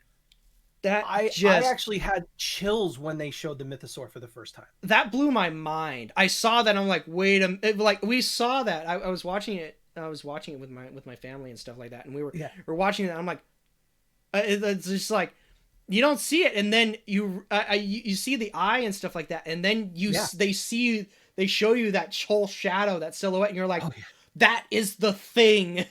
Like that's an actual mythosaur. It's not a skull. It's not whatever it is. It is the mythosaur. Yeah, and it shows you that it shows you yet another depth creature in this universe that we are slowly developing and we're slowly understanding more and more of. And the interesting thing is that like the mythosaur has its own lore around its creation, but nobody's ever seen it. They're supposed to be extinct, right? And then you just see, okay, there's a living one living down in the middle of the water, just kind of and we're just gonna hang out down here. Yeah. And that's one of the big things I enjoyed about this season. Oh yeah. Was there was a lot of issues that I had with the season. I mean, I had some issues. The story felt like it was really slow. I didn't like the ending. I'm not going to spoil the ending because I don't know how many people. Thank you. I've not seen the ending yet. I've been on a Star Wars rotation, so I do Mandalorian, and then I think I do Andor and Obi-Wan, and so I rotate between those three every week. That makes sense. So I need to catch up. I wasn't a fan of the ending of Mando just because I felt like it was a little too simplistic. Mm-hmm.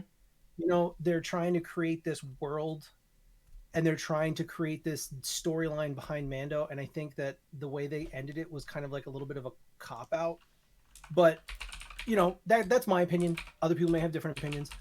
But what I really enjoyed was, and I don't know how far I want to go. This is not going very far, but I just enjoyed how they gave you this perspective of like Mandalorian took more than just the name. They're going with Mandalore. They like this whole season was about Mandalore, and it was about the reclaiming of their homeland. And I absolutely loved that they were diving into this world that we have never seen. We had barely experienced previously. And we're getting this whole perspective on their entire structure. Oh yeah. No, I love that as well. And that they've been doing that throughout the entire lifeline of the show is showing Mandalore as a people, as a nation and stuff like that. And the Mandalorians. Yeah. The interesting thing is that, so there's two meanings to the word Mandalore, right? There's the planet Mandalore, and then there's also Mandalore, who is the leader of all Mandalorians. He is the Mandalore, right? Or she is the Mandalore. And I honestly thought that they were gearing Din Djarin up for the role of Mandalore. And I haven't seen much too further about that, but I did see a certain part to where the Darksaber goes back to Bo-Katan.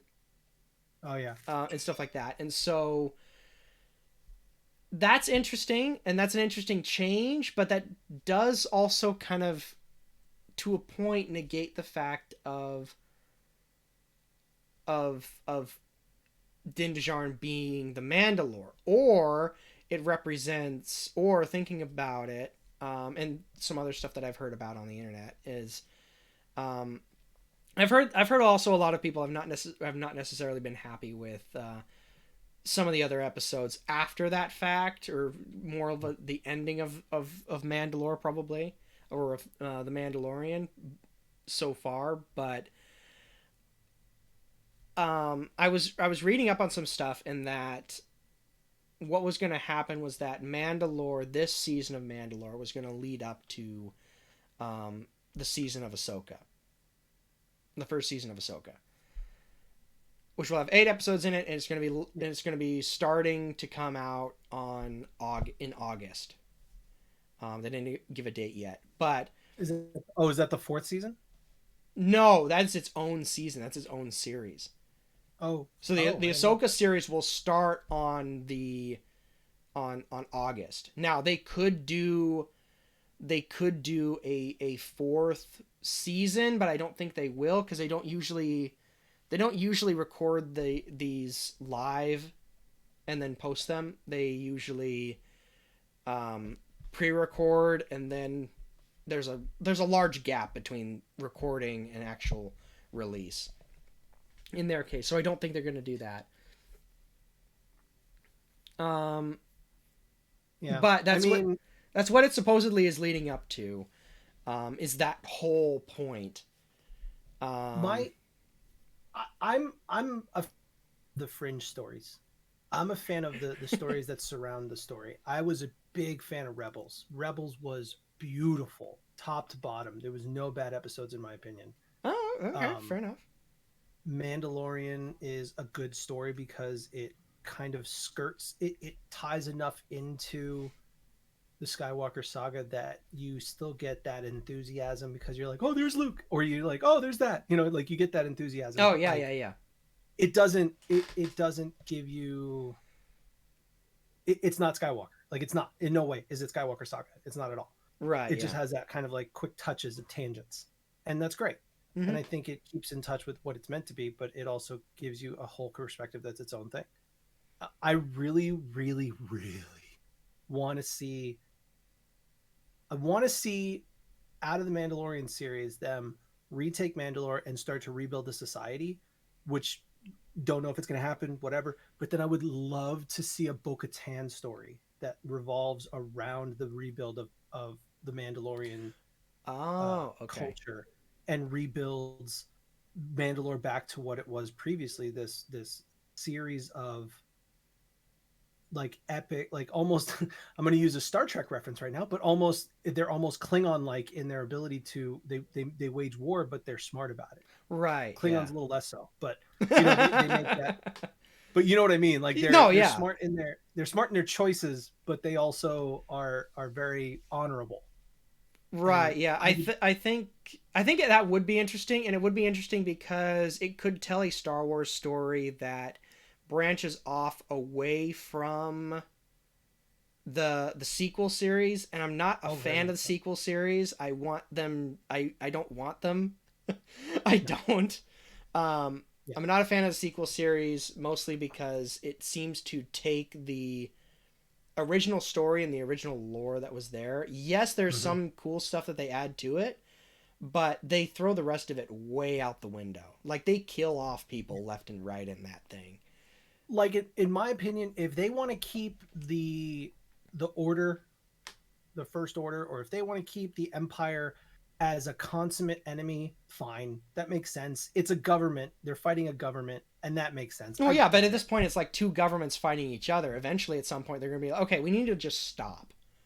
Yeah, I understand that. I feel like that's what but yeah, if they want to keep the First Order, or if they want to keep the Empire around, that's fine. I don't really mind about that. It still allows there to be kind of a divide between the Empire territories and the rebellion and the New Republic, and the Empire is off in these uncharted areas of unexplored areas of the galaxy, minding their own business at this point or something like that. Maybe they have skirmishes and scuffles. I would absolutely love to see a series around I'd love to see something that explores the Caminos more. I think they were given a lot of intro, but not a lot of expansion. I think they gave us a lot of good information about them, but I really enjoyed the Caminos as a society. I think they were great. Yeah, I think it would be interesting to see the Camino in society, like you said, because what we were talking about, they were really, really smart and really intelligent. Now they did kind of buy their way into the Republic, but 100%. I think the other question is like, okay, how do they operate? How do their politics and how does their culture operate? Because it seems that they didn't seem to be so affronted or against buying their way into a political seat in the Senate. So right. At least like that's not how it was portrayed in the Clone Wars, that they weren't that they was against no, I earned my way to be here, this, that, and the other. There was no fighting or resistance to that at all. It was like, yeah, we kind of bought our way into this. So it would be interesting to see more lore, but I think one of the things that I really like about Star Wars is that there's a level of openness to the lore and to the story. For example, one of my favorite Star Wars races, aside from the Mandalorians, and that was kind of a more recent Yeah. growth on my part thanks to another person's passion. I kind of learned that and learned their culture a little bit more, and I really fell in love with it. But the other culture that I've really, really enjoyed, and the other people that I've really enjoyed, was the Trandoshans. Oh yeah. Because they were big, powerful. They're lizard men, and I like I've had a soft spot for Trandoshans and other similar types before, at least in a fantasy lore and stuff like that. And Yeah. but I've really loved that aspect of them, but yet they're not explored. And so it's one of those things where it's like I would love to, but one of the nice things was that you could create your own lore around them. Mm-hmm. And so if the Mandalorians are more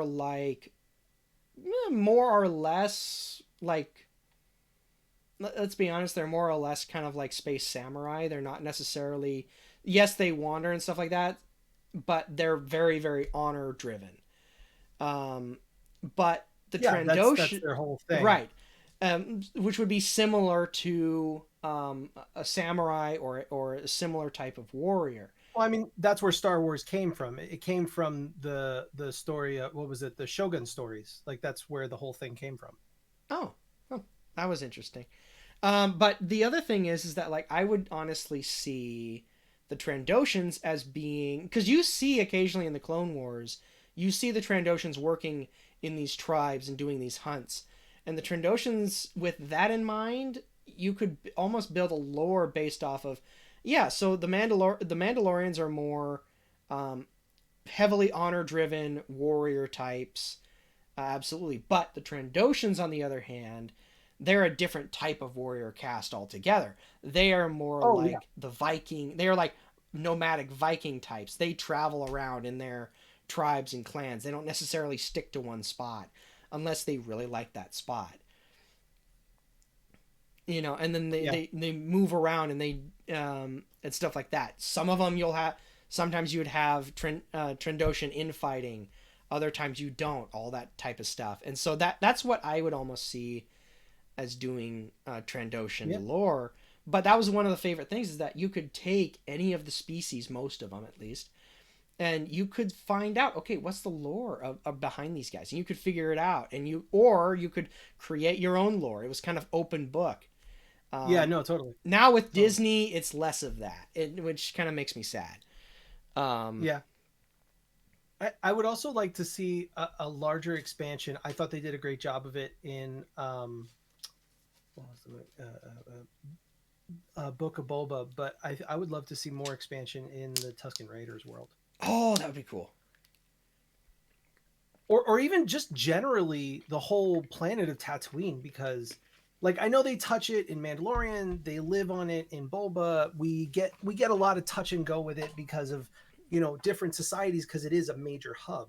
Oh yeah. But, like, I really want to see more of the Ungas. I really want to see more of the Jawas. I really want to see more of the Tusken Raiders.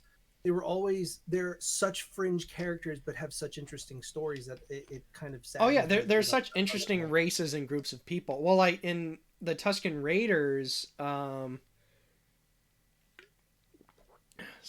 Tusken Raiders, yes, they were more explored, but there was some Tusken Raider lore that I even recognized from Star Wars: The Old Republic, which was interesting to have that kind of confirmed in the Book of Boba. But it would be interesting to kind of see more of the history of Tatooine, whether it's through the Tusken Raiders' eyes or through something archaeological based type of thing. Because and you do get the aspect of the Tusken Raiders being, you get a mix of, hey, we just want to be left alone, to these nomadic tribes that are like, we're gonna, you know, anything we see that's not Tusken or not part of our clan, you're gone. And I would love to see kind of more exploration into that as well. I'd like to see more exploration into more of it in general, but I'd also like to see, but I think at some point with some of that, you end up losing that kind of open sourceness to a point of the lore of Star Wars or of the different races and of the different characters and stuff like that. When you start doing that too much. Yeah, no, I know. I think it's just I just come from such a perspective of I'm a world builder. Those kind of things fascinate me, and just exploring worlds and exploring civilizations, and I'm a history buff, and I think all that stuff brings too much into light the fact that this is why I have all these perspectives on these Star Wars characters and these Star Wars races, because I just genuinely want to know more about this whole world. Like, I think it's fascinating and amazing, and every civilization has its own merits and its own just interesting histories that I just want to know about all of it. Like, but it's funny because no, I completely agree. 90% of this has no history. There is no basis. There is no background because it doesn't exist.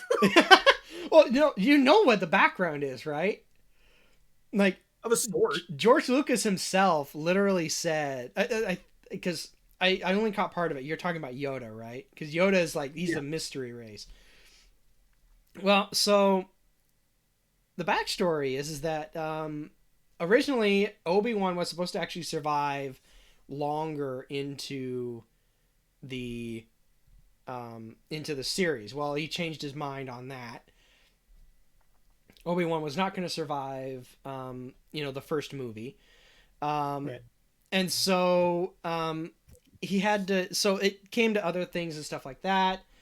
So it as a solution to all of those problems that were coming up with the follow-on movies ended up being Yoda. He just spontaneously, he was going to do something else, and then it ended up being, okay, let's create Yoda, this mystery race. And he never fleshed anything else out, because it was like, I don't want to. So he left Yoda as this mystery race, as this mystery creature that's very, very force sensitive and powerful, and a very skilled Jedi. And then he just kind of ran with it, and Yoda became like a permanent staple in that aspect. Yeah, no, you're right. You're totally right. I think that there are definitely a lot of characters that they just saw how favorable the crowds followed them, and they were like, shit, I guess we're just gonna keep them. Yeah, no, let's do it. Yeah, no, I would completely understand that. I mean, look at how people took to Grogu. I mean, it's a prime example. They're still calling him Baby Yoda and this, that, and the other, because of the resemblance. Because there's that mystery that's still there. Even though Yoda died, they're keeping the mystery alive. Yeah. Is he or is he not the love child of Yoda and what was the other one's name? I don't know. I know the other one was out there, but it was like, it seems to be like, if their race is supposed to be rare and they just kind of appeared, it kind of seems weird that would be the case. No, all those questions and stuff like that, and those are the things of like Yaddle, yeah, which actually makes you think, is like, so would Yoda's race, do they all have Y names, or is that like this just chosen? Because like suddenly you have Grogu, which is a G, but the other names were all Ys. Unless there was a reason why there was a Y and there's a reason why there's a G. Yeah. Let me explain. Like, the Y would actually indicate their name of the name, or like their age, so to speak. Like, it's going to be an interesting weird reference, but in Mass Effect, the Asari race have different stages of life. Each has their own title, basically. Yep. So if Yoda and Yaddle were adults and they had Ys for their name, were they toward the end of their life versus toward the beginning of their life. Right, yeah. So they were towards the end of their life, and then Grogu's towards the beginning of his life, and so he's growing, like a prefix, Right. if that makes sense. So like Yoda's name is Yoda, or specifically, but the Y would actually be a secret prefix or whatever, but it makes it simpler just to be called Yoda or Yaddle as opposed to being Y Oda or something else. Yeah, no, totally, yeah. That'd be an interesting thing. I don't think that that's actually the case, but it's like, hey, whatever they, it's just theory crafting at that point. But hey, it's cool stuff to think ultimately, about. whatever Jon Favreau and Dave Filoni want to do with it, they'll do whatever the hell they want. I mean, yeah. I mean, you've got a point. I just read some stuff on, and I was sharing some stuff on, Dave Filoni's new Star Wars movie that should be coming out. I don't know when, but it sounds like it should be following the events of Ahsoka, which means it should still be cool. a prequel to. Which means it should be a prequel to the sequel movies, in theory. Well, because there's this 30-year gap. Yeah. And he explained this. I know, yeah. Is that him and John were both saying, we've got this 30-year gap. Let's fill this thing up. Which is like, okay, fine. You know what? And in fact, I think it would be better if they managed to guide the Star Wars story away from the prequels. Like, treat the prequels like there's some alternate wacko timeline in the end. Oh God, alternate timelines. No, they've monkeyed with Star Wars monkeys with all kinds of stuff, to be honest. But it's one of those. But hear me out though. Is that you could take that path? Yeah, there's plenty of opportunities. Yeah, and take that path and basically bring back Hope, a new Hope, into the Star Wars franchise. Because the sequels movies, I'm sorry, there was bad writing on top of bad directing on top of just bad. I think a lot of the problems that they had was they also got too caught up in the digital revolution, and they really over embraced the ability to use green screening to fill a lot of their content. I think that ultimately was really the divider line, because I know that the 90s were known to be this revolution of digital creation, and there was a lot of push to get things green screened and get backdrops and characters that were brought in from that perspective, so that you could enhance the world. But ultimately it didn't play out the way it should have, and it was hard to do it with a franchise that was so loved at that point. You can't expect that it was going to succeed. You could do it with a new movie that never been seen, nothing's ever been touched. You could do it then. But once you try to do it with something that's already established, it takes on a whole different world. Yeah. In my aspect, I think so.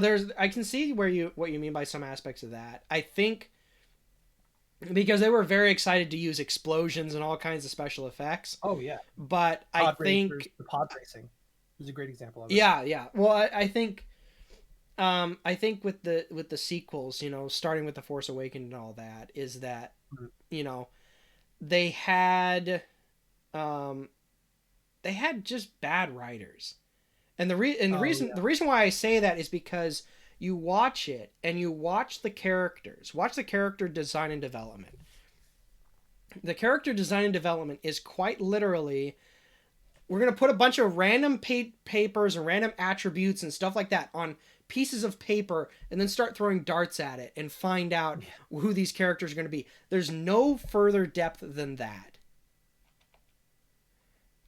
And it makes me sad because it takes away from with all the characters in Star Wars up until that point.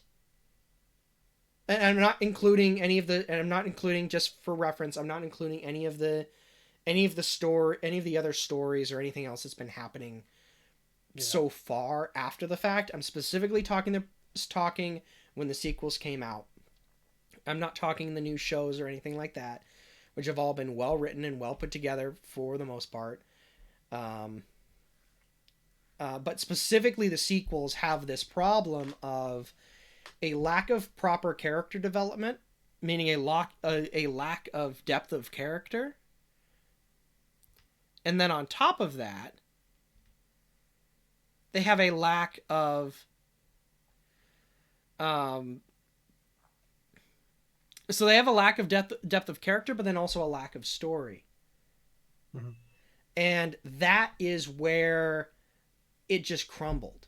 And that's where, at least for me, like that literally, that honestly almost killed my interest in Star Wars. At least in the sequel series, it killed my interest in the sequels, period. Because like they were hyping it up, it was going to be so awesome, so amazing, yes, yes, yes, and then yeah, I think at the end of the day, the thing I take away from Abrams being the director was fanboys don't always make the best directors. Just because you like it doesn't mean you should be directing it. Well, the funny thing is that I had discussions about this with people, and they've come up to defend J.J. Abrams. This was especially after like The Force Awakens came out, and I was already calling it like, this is terrible, this is bad. And they were so adamant in saying that like, oh yeah, he was his love letter to Star Wars, and I'm like, if that's a love letter, I'd hate to see what a death threat would look like. That looked like a death threat. Did you ever watch? I assume you're a Futurama fan. No, I have not. Oh, okay. If you haven't watched, you should. There's an episode in Futurama where one of the characters, it's Star Trek related, but the feeling is the same. They go to a planet where the Star Trek characters have been banished to, and there's a character who's like an all-knowing god who controls. Yep, may the fourth be with you. Who writes a script for them to act out, and it's just god awful. And every time I hear that, I always think of J.J. Abrams. Because I'm like, that's you, buddy. That's you. Yeah. Like, no, it's honestly though, I will be honest and say that like if someone is a true honest fan to Star Wars, that would not have even made it out of the room. Like any of those sequel movies would not have even made it off of the ground floor. Because even though yes, the producer has in more or less the final say, the director can still has influence on stuff and can say, yeah, no, we're not doing that. That's stupid. And also can even say is like, okay, you want to be in this, you're okay with being in this, but you want us to kill off your iconic character. Yeah, no, sorry, you can go somewhere else. We'll figure it out. And I understand the whole killing off of Han. I get it. I get it in the aspect of like, okay, because Harrison Ford is a really big fan of flying, and he was a really big fan of the Indiana Jones stuff. He really enjoyed doing that. And he did not like playing Han Solo because he became known as Han Solo. That was it. There was no he wasn't known as Indiana Jones anymore. He wasn't known for these other things. He wasn't known for the archaeology and all that, which he was also passionate about. But which I think is absolutely insane. If I was ever an actor and was known for anything, I would be ecstatic. I wouldn't give a shit what I was known for. I know. But and to be fair, in the acting community, different actors and actresses, they don't want to be known as they either want to be known for a specific thing or a specific role, or they don't want to be known for just that specific thing or specific role, because you can kind of get locked into that type of role and that type of position. Like for example, in Star Trek, take Data. Yeah. His actor locked in. He could not do any other role, because anytime you see him, Data right off the bat, nothing.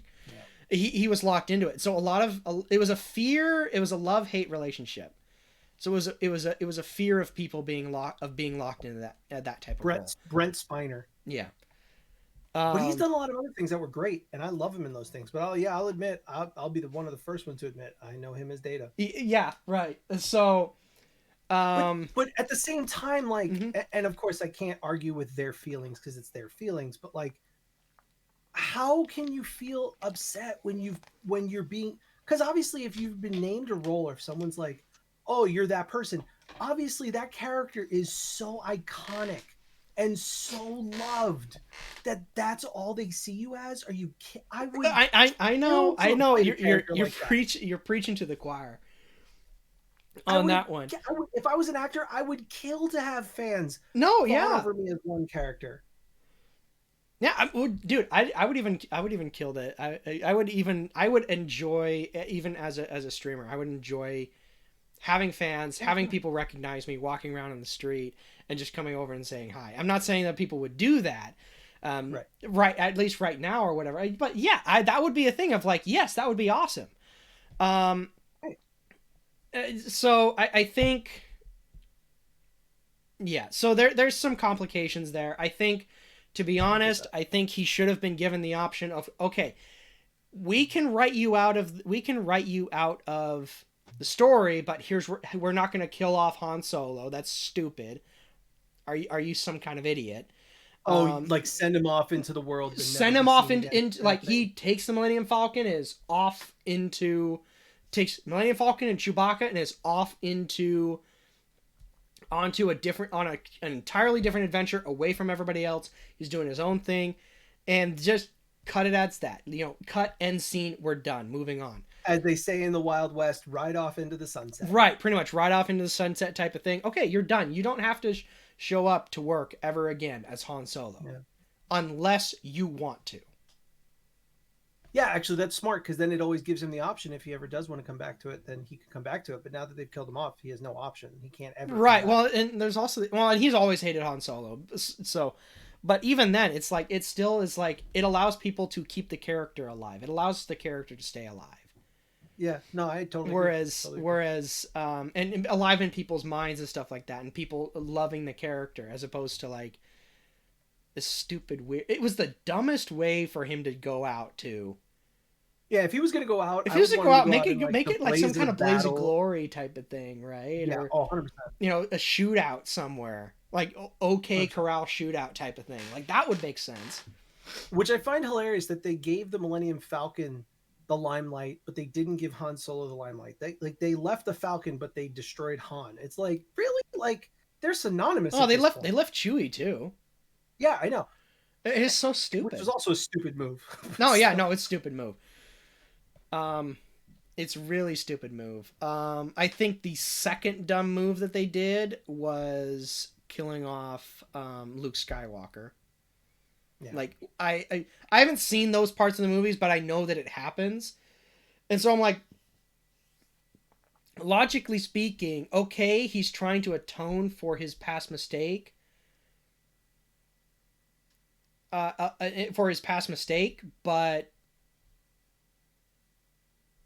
right, he's trying to atone for his past mistake by letting himself get Obi-Wan, basically. Yeah. It's like, no, you don't do that. Yeah. There's only one reason why Obi-Wan did it.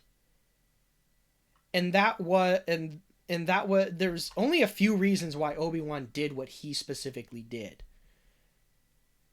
And it was to get, Luke and them out of there, but it was also his time to actually go. And stuff like that. While Luke was about the same age as Obi-Wan was in the Obi-Wan show. Yeah. Which means that he in theory would still be classified as I'm tripping over my words here. A skilled Jedi Master. Which would mean he has no reason for him to do that unless the writers wanted to kill a character to try to breathe life into the franchise, in which case they just killed it even worse. And not in a positive way, more of like we did a stupid thing and now we're trying to commit suicide we're trying to make a a movie, a franchise, a whole franchise just die in watching 2 movies. Yeah. But yeah, so there was that. So all in all, the general story and consistency of the sequel series seems very inconsistent with the rest of the Star Wars series. And the story writing and the character development is just horrendous. And I think that's one of the main reasons that kind of destroys it. Whereas in the original trilogy and the prequels, they all built upon one another and actually built the story and extended it further into, hey, this is what's going on. This is the story so far. This is stuff that's happening. Yeah. But they all the characters were well-rounded and well-developed. They had a personality that was distinct to each and other character.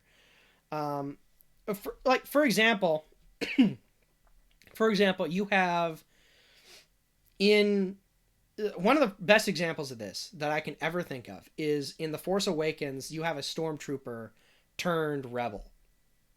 It's not an unheard of thing, but it's also one of those things to where it's like, you've got to be really careful while you're writing that, because they failed miserably at writing it, because he treated... You mean Sabine Wren? No, not Sabine Wren. Sabine Wren was... I'm thinking The Force Awakens. Sabine Wren, I don't think ever became a stormtrooper. I think she was just a student. She was at some kind of officer academy. But I'm talking about Finn from The Force Awakens. Oh, yeah. Okay, I got you. Yeah, and so he was a stormtrooper character, which is fine. And going from the transition from stormtrooper to rebel, that works. But the fact that the transition was first really sudden, and then also the fact of, okay, now all stormtroopers they don't count as his friends or whatever. So like when you first interact with him, you see some weird interactions that seem to be like some kind of friendly terminology or something like that with other stormtroopers or something like that. Yeah.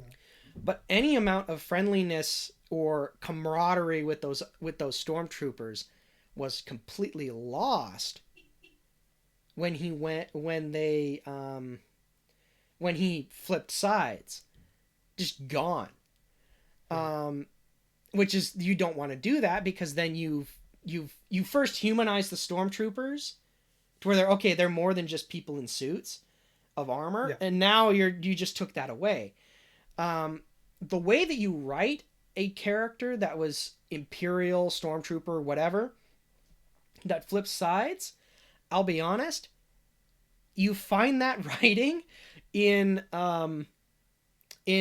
Star Wars Battlefront 2, the EA's Star Wars Battlefront 2. The campaign storyline is fantastic, and the character that you play during that, I think enough people have played it and stuff like that to where it's okay. I'm not giving away spoilers, but unless you haven't played it. No, I haven't. Okay. But it's okay. You don't have to worry about me. I don't care about spoilers. Okay. So in this particular character, I'm not going to give names. First off, I forgot the names. Second off, at least give some mystery. But the main character, the character you play, ends up turning rogue and deciding to save Imperial civilians, because that's what they believed in at first. That's why they went and did what they did, and joined or have been doing what they're doing. And so they go rebel. And so, yes, they go rebel, but they don't kill their fellow commando, who actually was strictly following orders, Imperial orders, what was directly from the admiral that was in charge of them, but also did not want to necessarily wanted to try to avoid as much fighting of other stormtroopers as possible, recognizing that the other stormtroopers, the other officers, other Imperials that were working and fighting with them, they were friends. They had families. They were people too. They treated them like that, and that they were trying to avoid that they weren't trying to intentionally fight them. They were only fighting them as a way of survival. Right. No, you're right. And that entire mission of doing that, it's one mission, but that entire mission of doing that just changes your whole perspective on the stormtroopers and all this, that, and the other. And they did it so well that it's like, guys, whoever's at Disney who wrote the Finn thing, watch this and just make him watch it over and over and over again until he figures it out, or she, or whoever it is.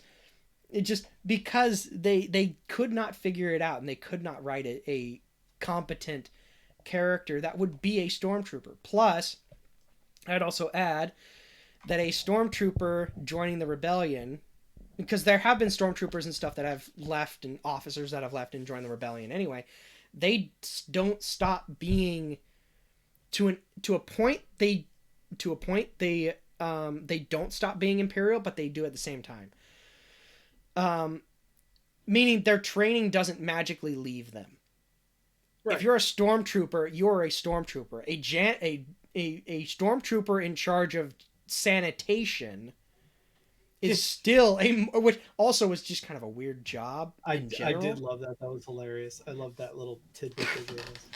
I mean, yeah, it's fine for a comedic thing, but you wouldn't necessarily have a stormtrooper in charge of sanitation.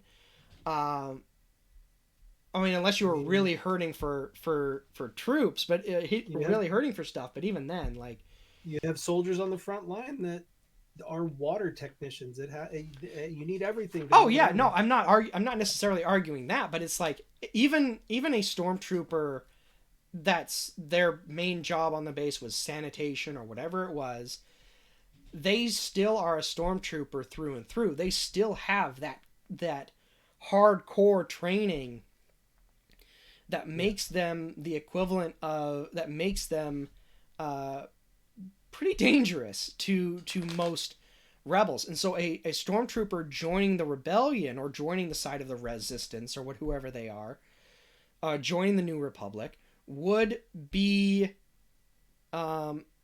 yes, sure, maybe they didn't see a whole lot of combat, so they'd still be green in certain other areas, but they would still have that ingrained level of training in their minds, and to where they're like, no, we do this, we do this, we do this, we're done. And so it's like there would be less joking and clown work around, or whatever it is. And even if he was, how he snuck past the whole training regiment, which means he would have actually never have gotten past training, to be honest, is just baffling. But yeah. No, I'm with you. No, yeah. Anyway, that's kind of my gripes with that, with the sequels. No, I get that. I actually think I gotta head out. I want to spend some time with Mallory. Yep. All right. Well, gotta eat dinner as it is. Yeah, makes sense. All right. Have a good one. Thank you for stopping by. Yeah, man, it was fun. I enjoyed nerding out about Star Wars with you. Good. No, absolutely. And then we'll definitely have to catch some games at some point on something. Yeah. And thank Mallory for letting me borrow you for a little bit. Thank you for stopping by. Of course. Yeah, always fun. All right. I will see you later. All right. Have a good night, man. I'll talk to you later. Bye.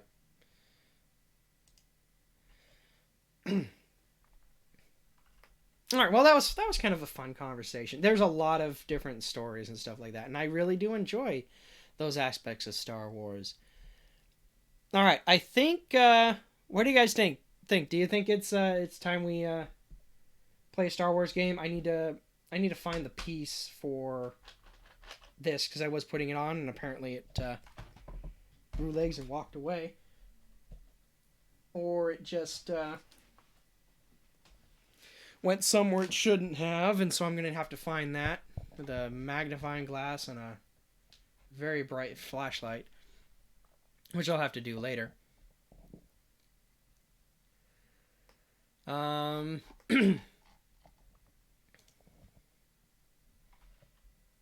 let's see. Give me 1 second. What do you guys feel like? Let me see. Let me actually pull up a poll here real quick.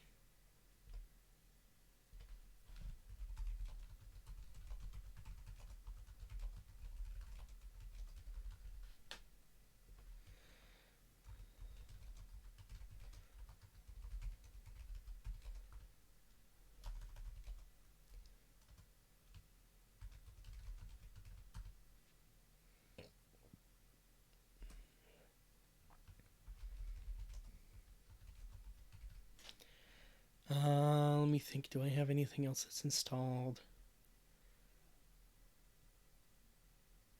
That's Star Wars. No, okay.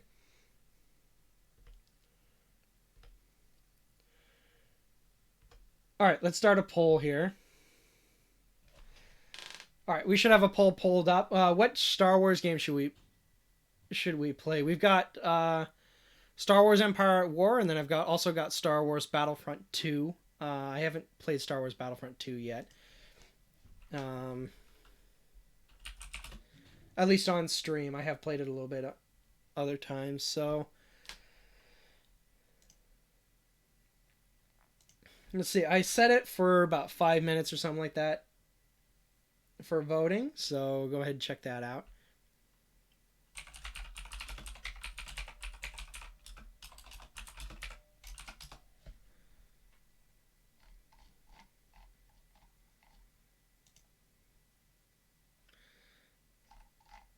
Sorry, I was touching base with somebody else. We could potentially...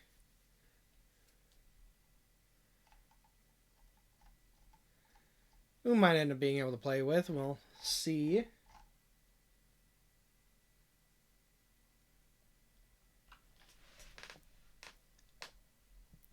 We will see. Empire War is a fun game. Battlefront 2 is also pretty fun. I enjoy them all. In fact,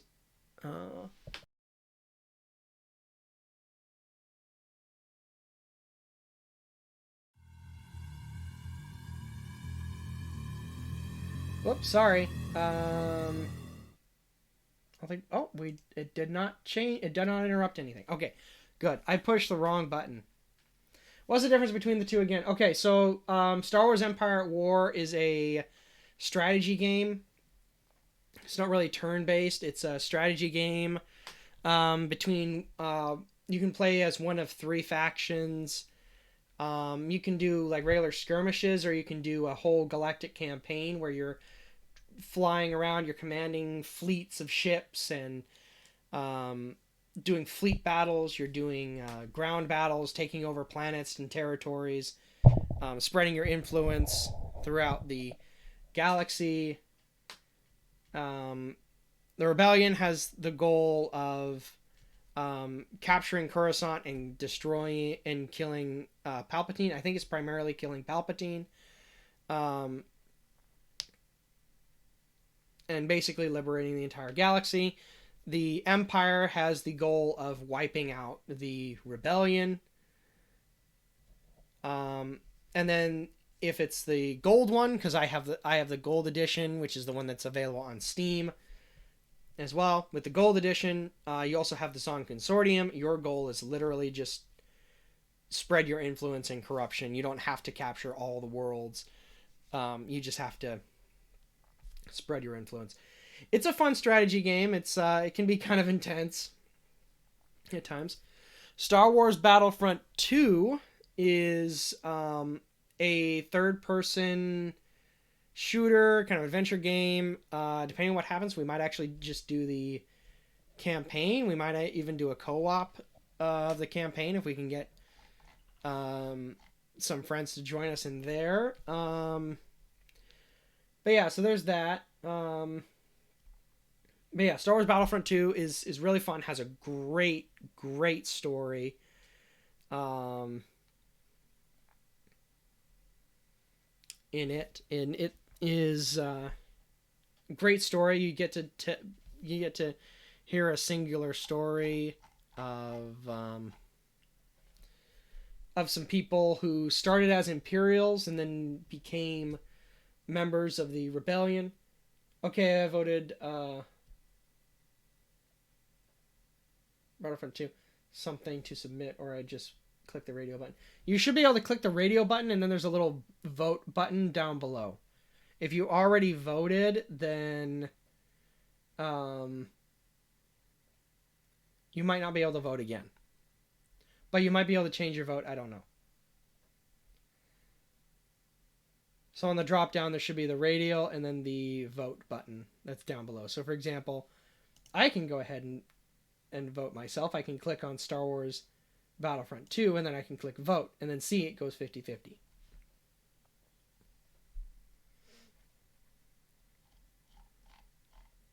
That's just my example. I'm not counting that. Oh, okay, triggered. Okay, well, I voted Battle. Okay. Okay.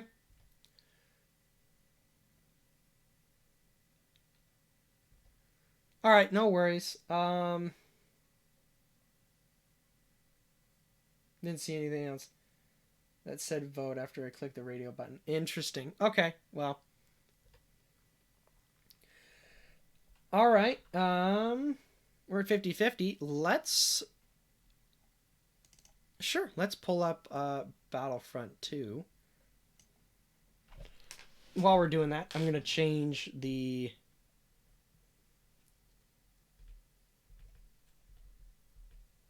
name here, or the category.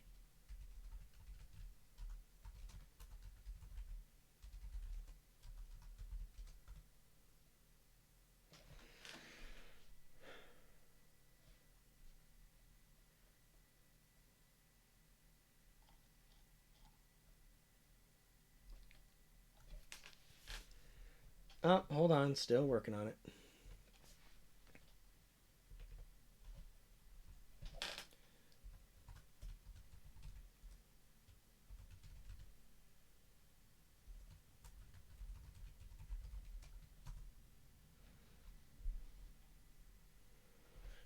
This again.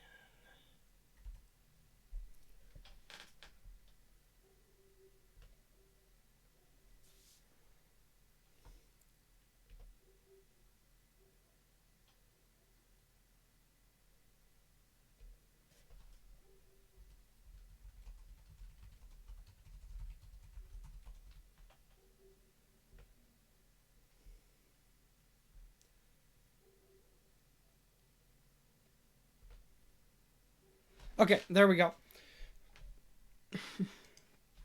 Changed it, switching over to our game mode here.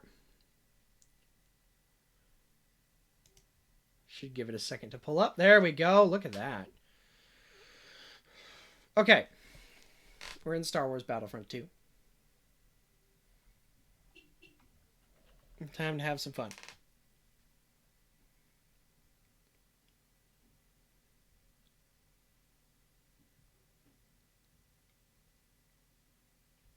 The other one was my vote and I changed it. Okay. Yep, sounds good. All right, look at that. All right, we've got... All right.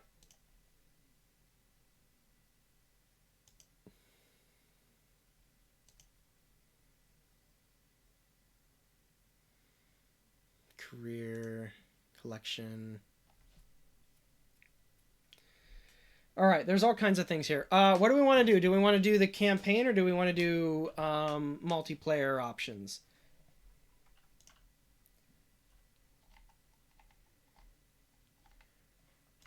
Here, I need to switch something in my audio settings.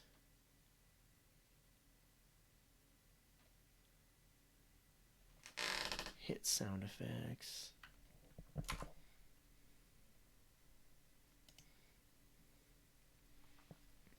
Oh, I can do third person or first person view. That's cool. Oh, yeah. Filter that always.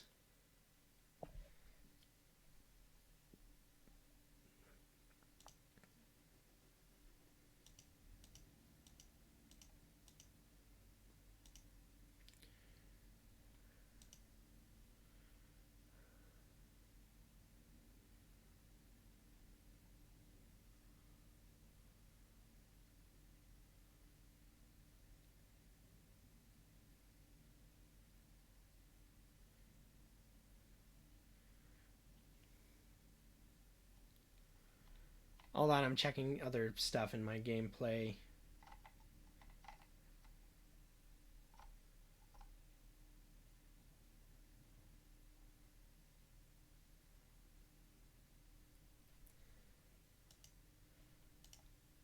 Okay, let me. I think we're done monkeying with this stuff for the time being.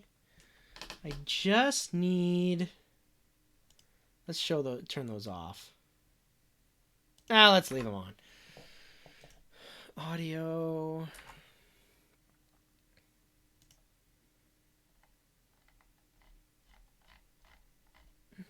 I need to turn off any voice-based. Output's fine.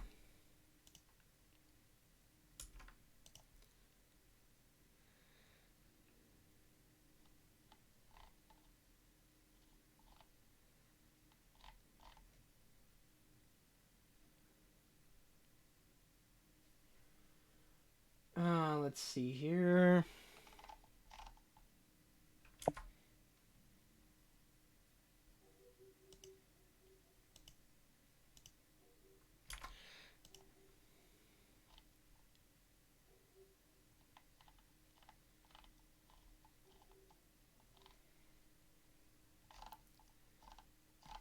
Okay. I was trying to look to see if there was voice chat options and make sure I turned those off. So, give me 1 second. There's one other thing I was gonna do.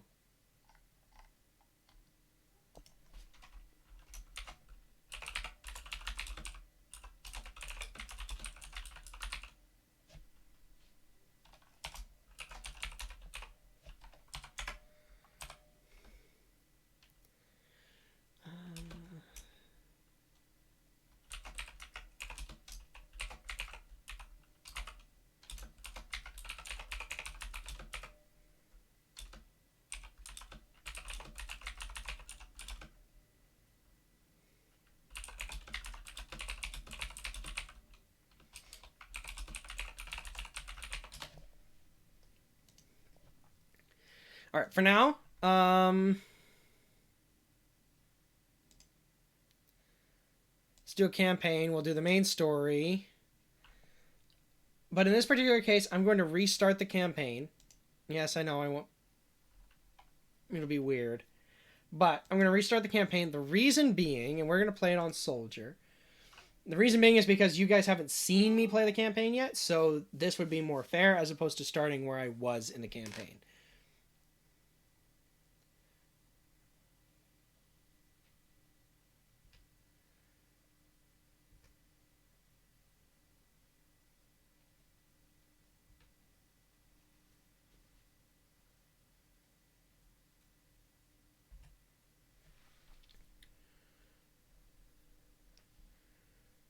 The Invisible Faith. Rebel security cruiser.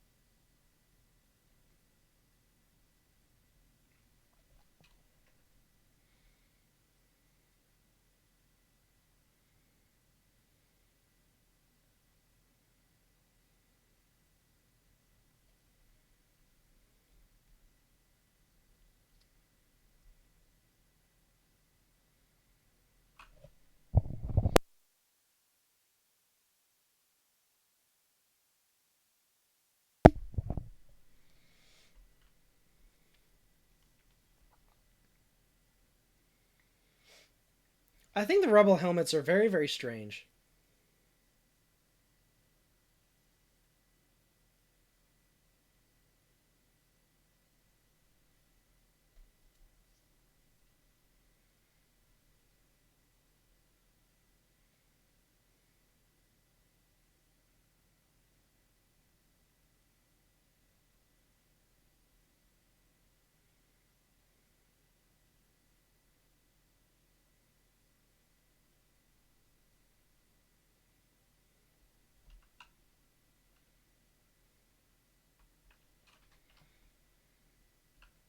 I feel bad about this. I do.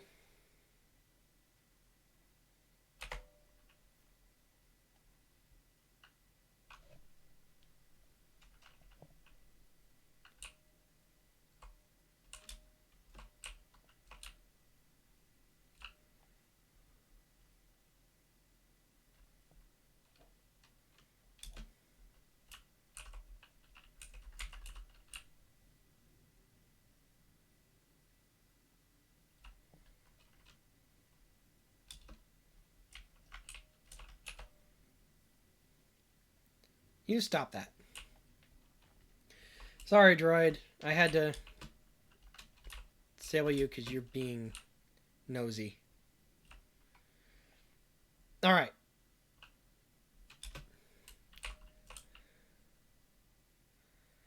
We're checking out all the security cameras first.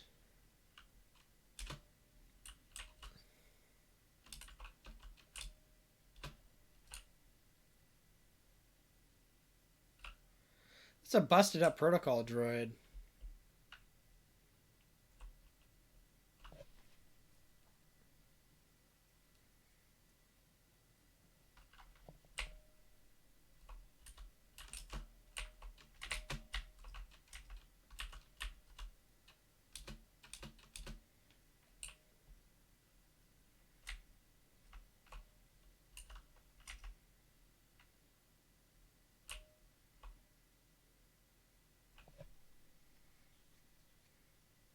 Wow, cool lore.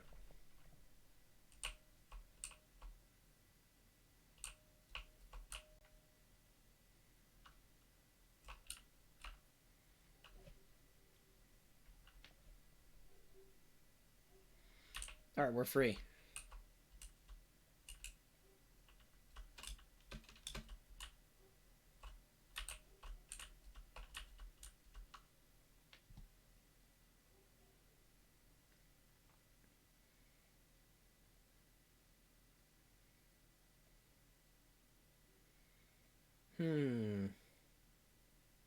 We're gonna wait for a second.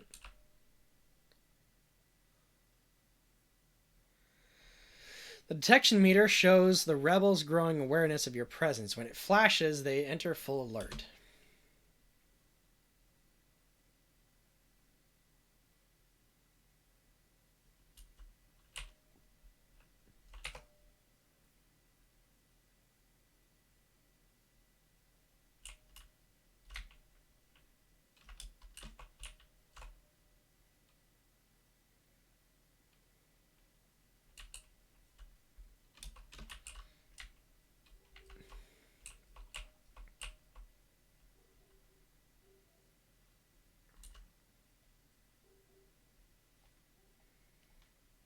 Yes, let us find another way.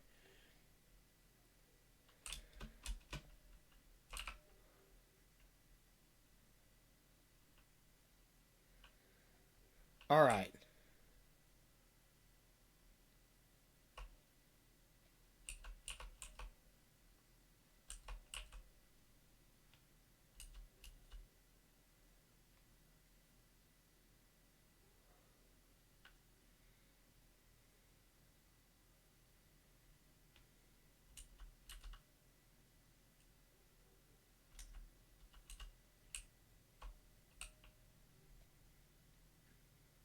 Okay, we made it through. Oh. That's bright.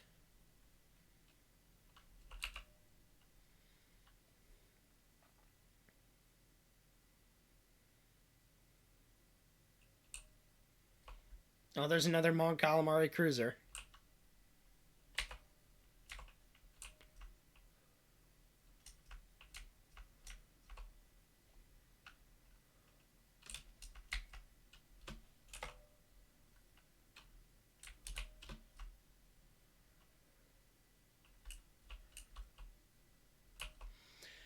Keep in mind, she sounds menacing, but it's only because she's doing like a harsh whisper, because technically she shouldn't.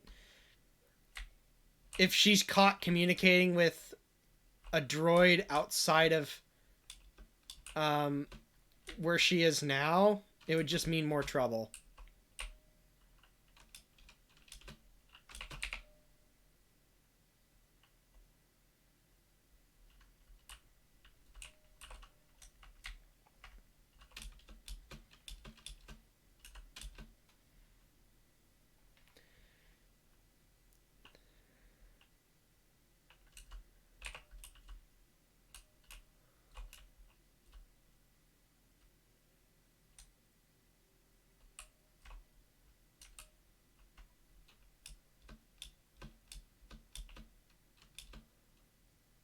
Got it. All right, and we made it through.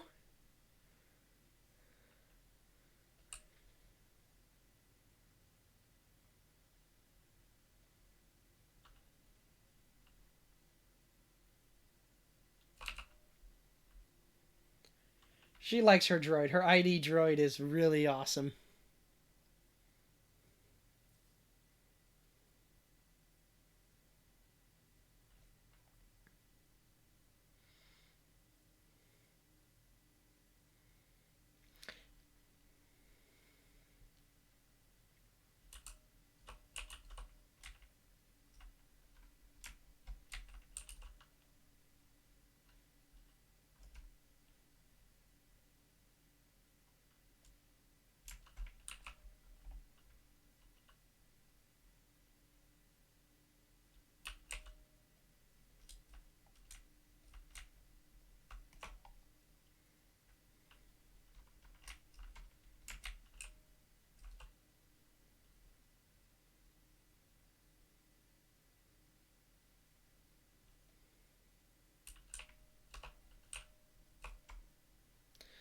All right, shock enemies when the meter is full. When aimed properly, it can also disable vehicles.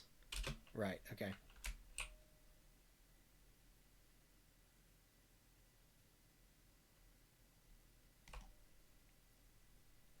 Got him.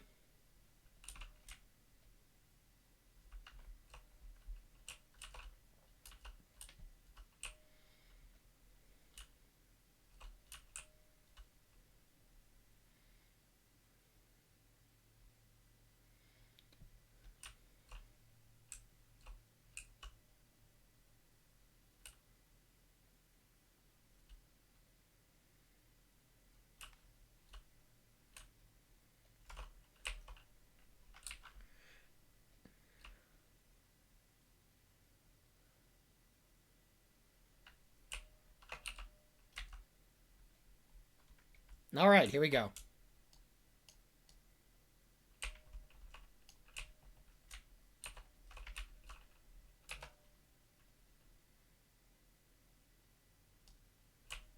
Double wipeout.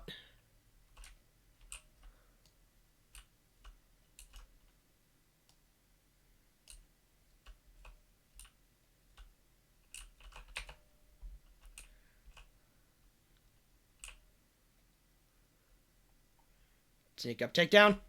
Yeah. Oh, I'm sneaking. I'm sneaky.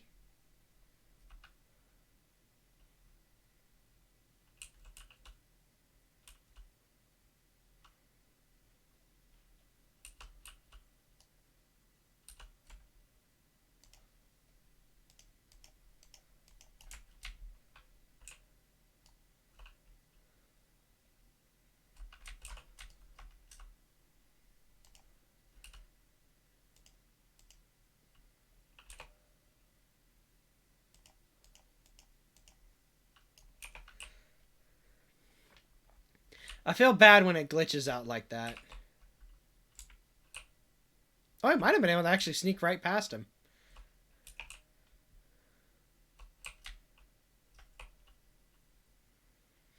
Alright, we'll take it nice and slow.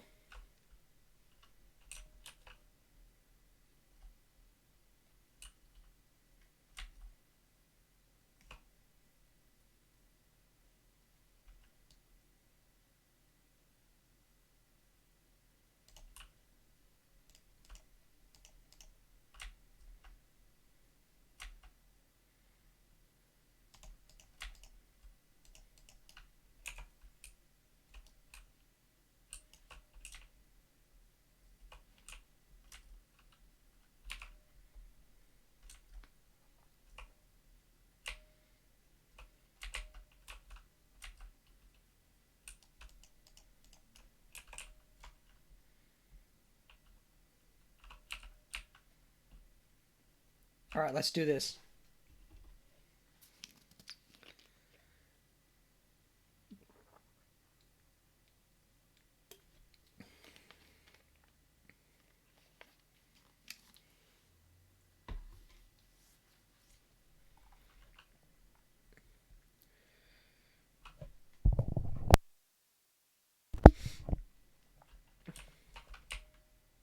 Uh-oh.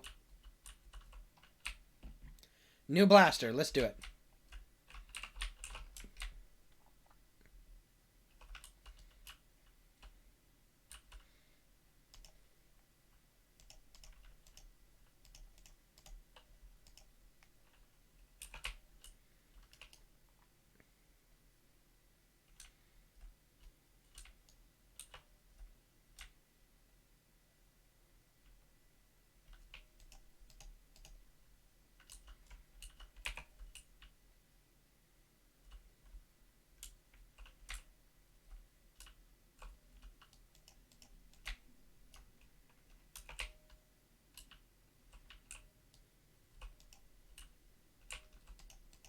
There's too many. There's just one.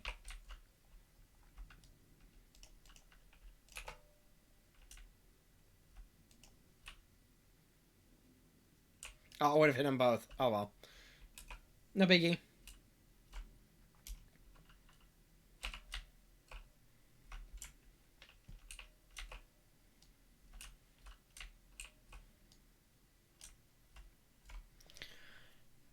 Shoot control panels to open or close doors. Oh.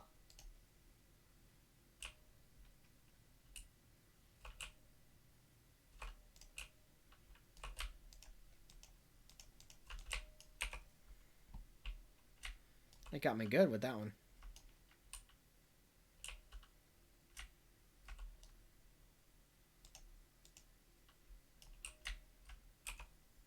Oh, man.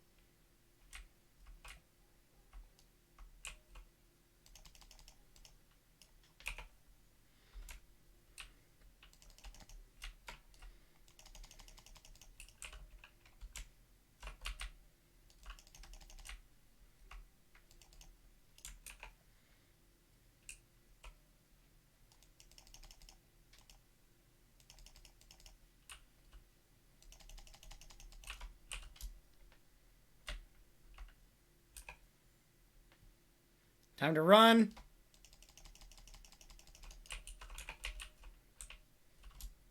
And we made it.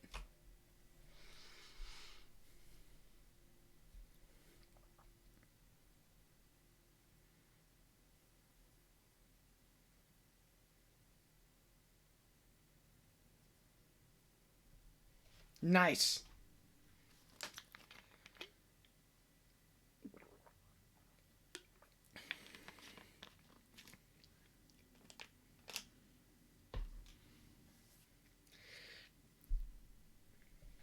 I'm glad that droid didn't get, like, destroyed when that happened. Gosh, that'd be difficult.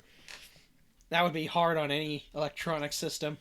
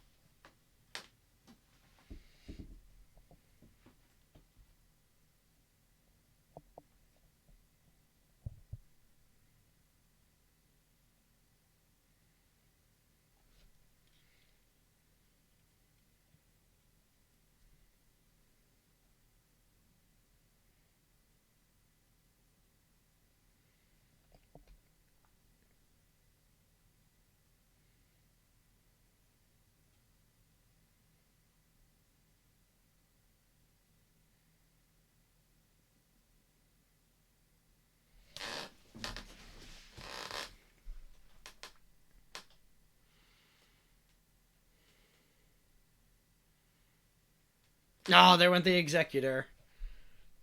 Vader's Super Star Destroyer and his flagship.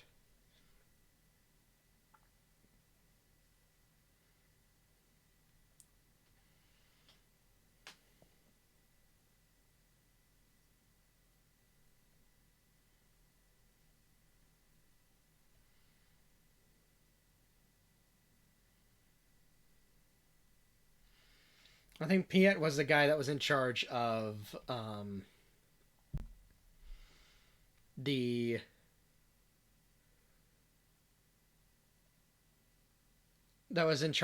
Super Star Destroyer while Vader was away.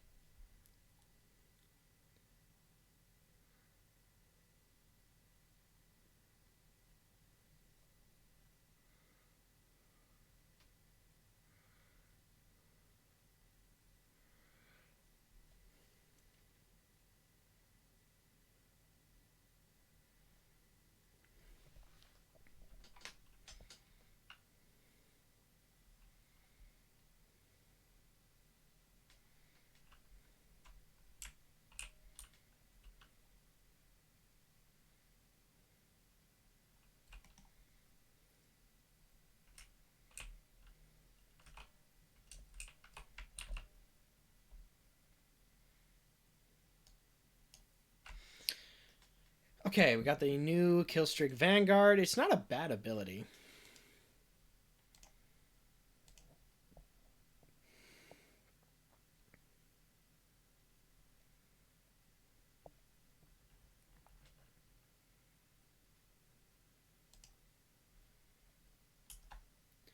I am going to change my equipped weapon to the DLT-19. The DLT-19X is the sniper rifle version, but the DLT-19 is the heavy repeating blaster. The repeating blaster of the Empire, the heavy repeater of the Empire is the TL-50. But I like the 19.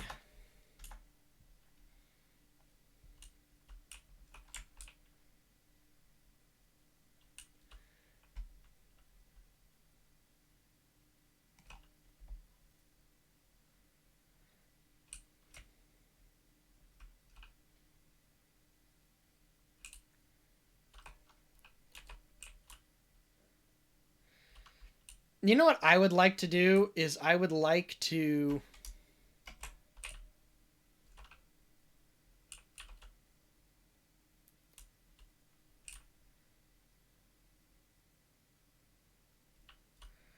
You know what I would like to do is I would like to actually have a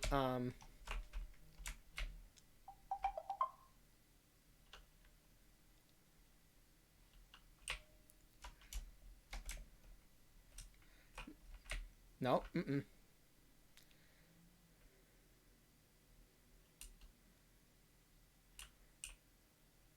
That's right, look away.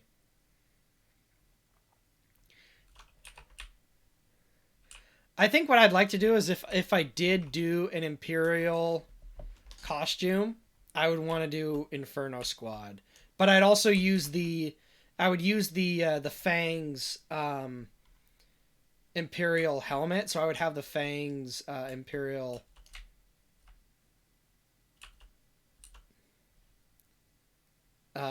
uniform, or the helmet. So I'd have that face paint, but along with the regular, along with the Inferno Squad face paint. I think Inferno Squad is very, very good. Also, the fact that they also become rebels, which is also beneficial.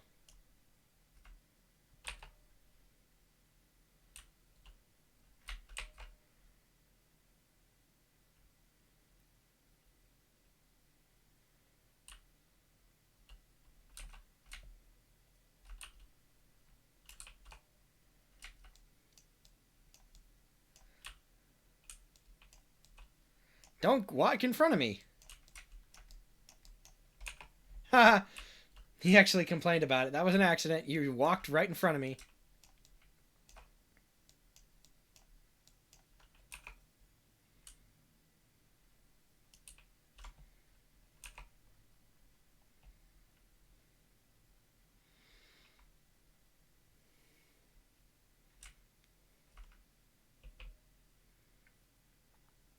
All right, let's head over here.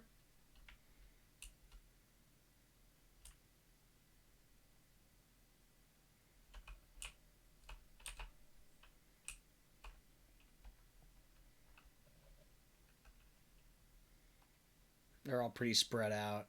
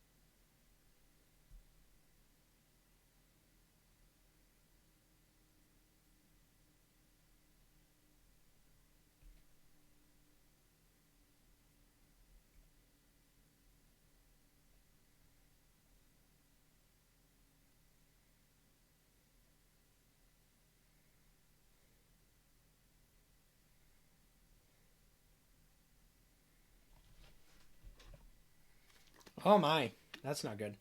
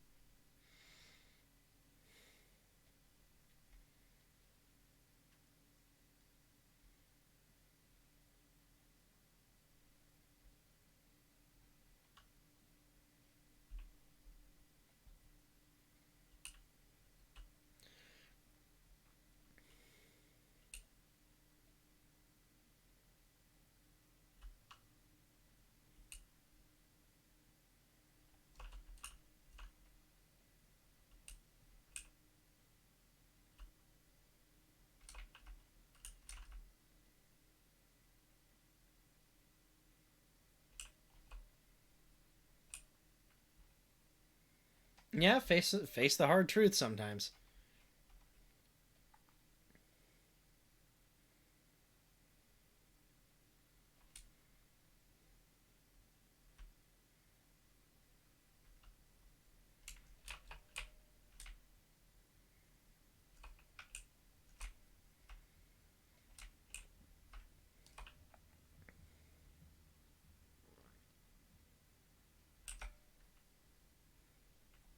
Oh, that was a bad grenade throw.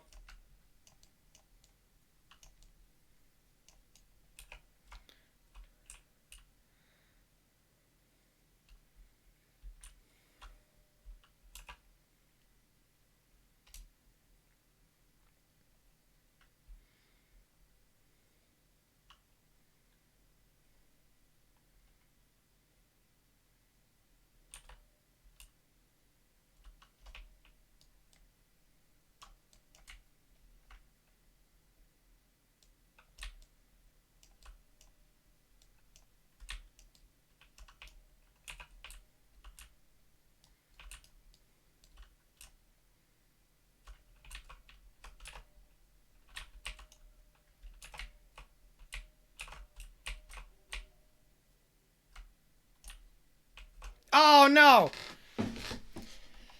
Oh, there's too much in the back. Too much shooting at me at once. Nope, that's fine. That's fine.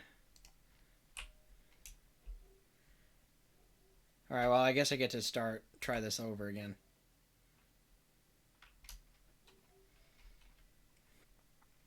That was unfortunate.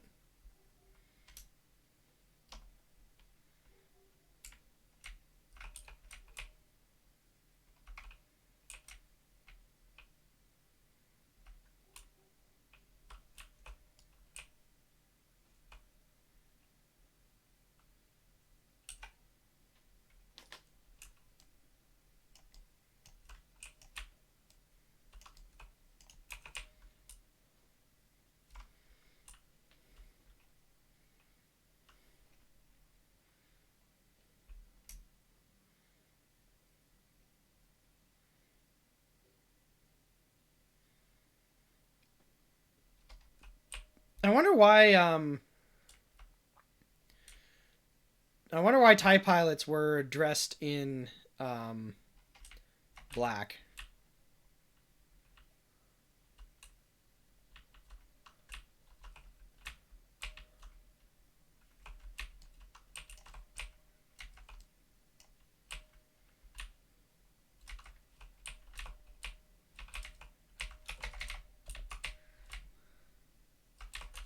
Oh, I got a big group with that one.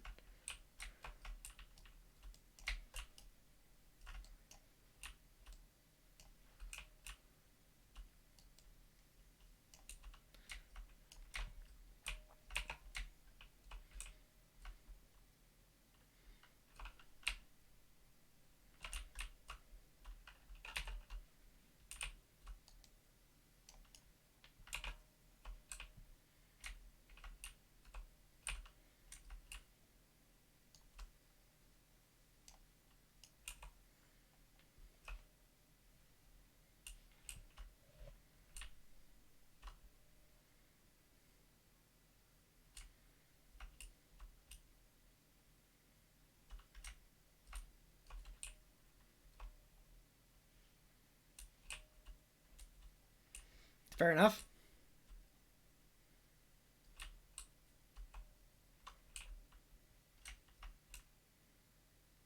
Okay, they should be introducing another step here about Imperial officers. Officers make their allies more effective and can deploy turrets. Prioritize enemy officers when possible.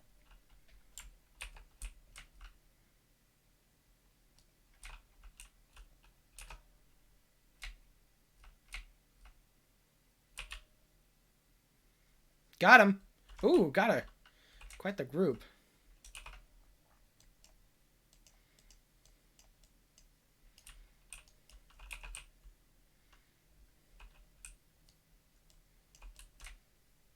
Oh, got him.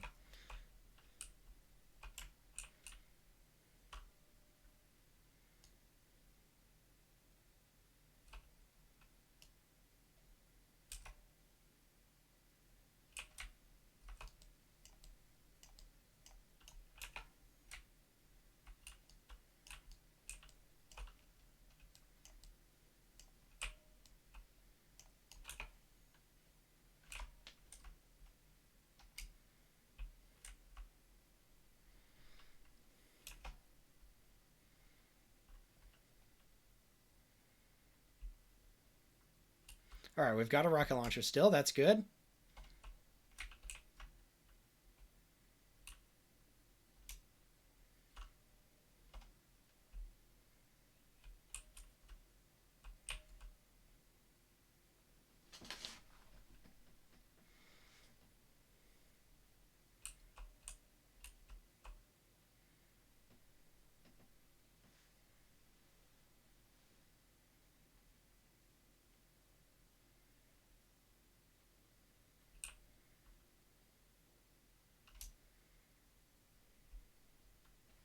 All right, let's do this.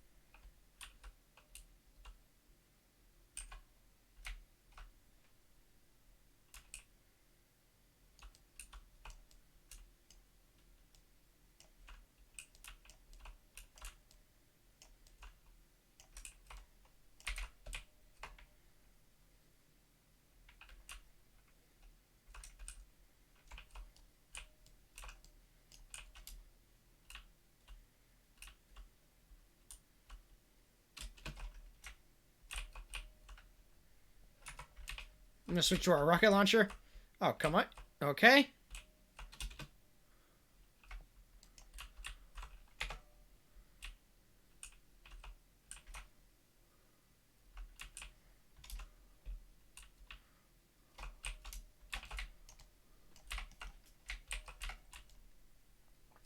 Oh!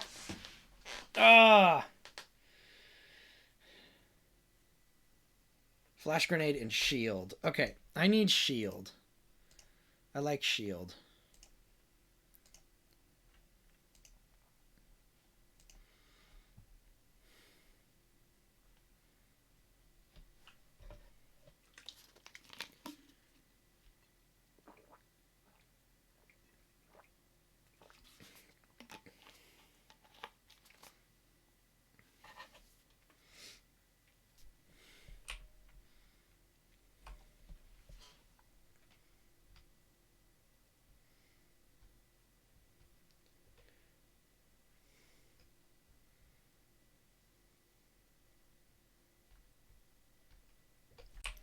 Sorry, checking something.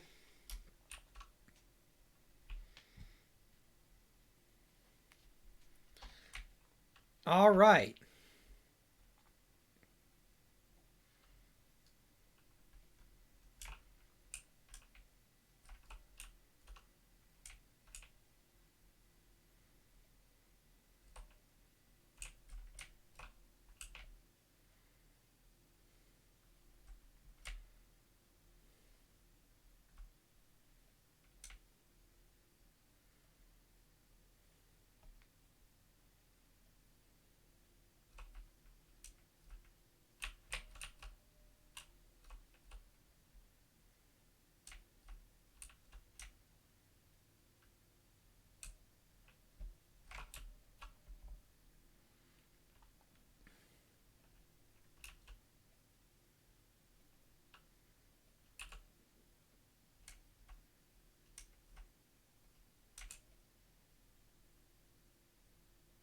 Maybe there's a way to get in without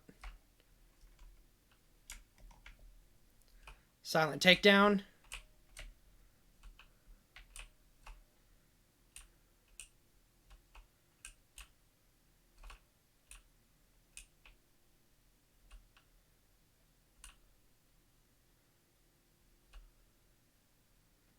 Try to minimize their numbers here.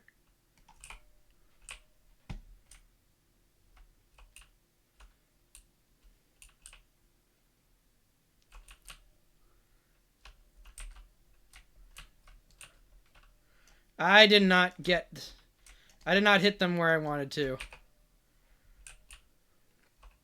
Oh, I did not have a rocket launcher. That's going to make that a much more difficult. Oh, no. Oh.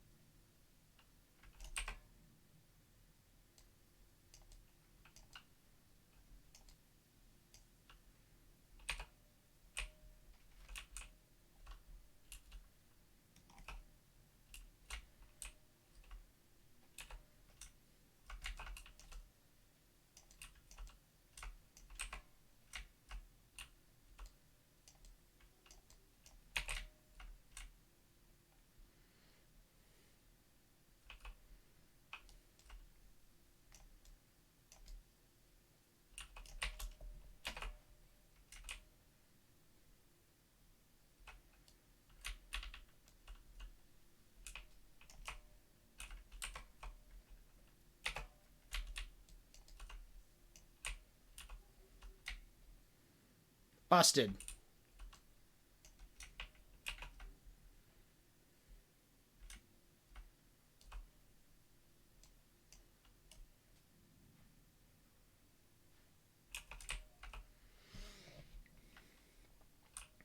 Nice. Okay, we did it. Oh. There's one up here the entire time. Let's go.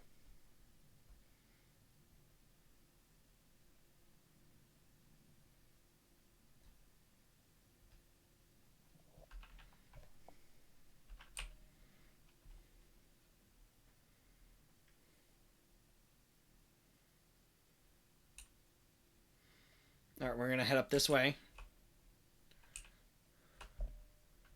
We're gonna grab this barrage.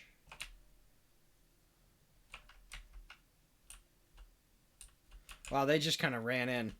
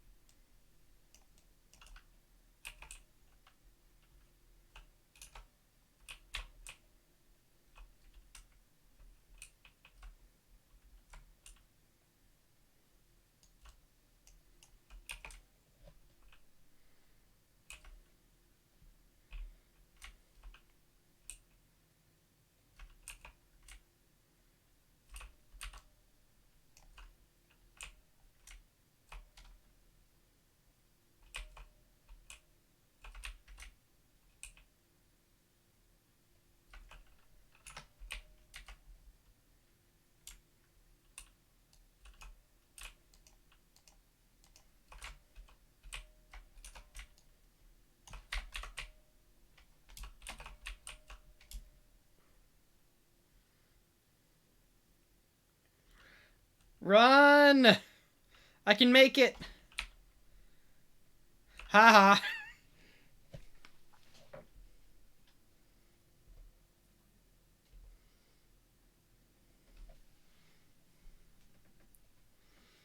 Nice. We escaped. Escaped. Escaped.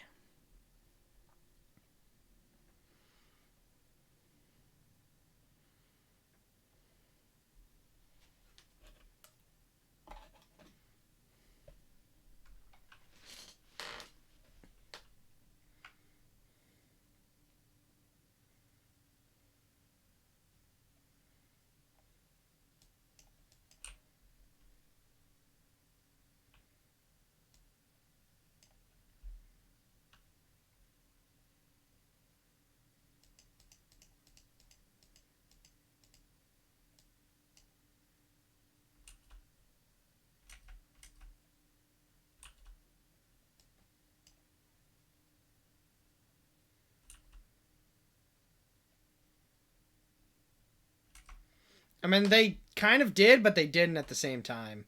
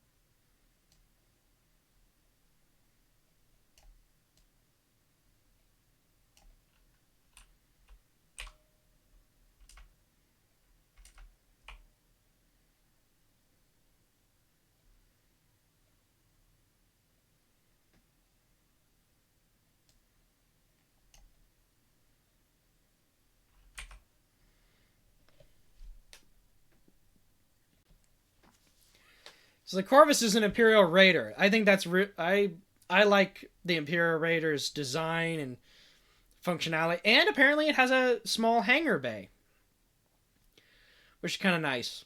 I mean, to be honest, the Imperial Star Destroyer is my favorite starship. It's sad that it's part of the bad guys' design because it's a really awesome ship.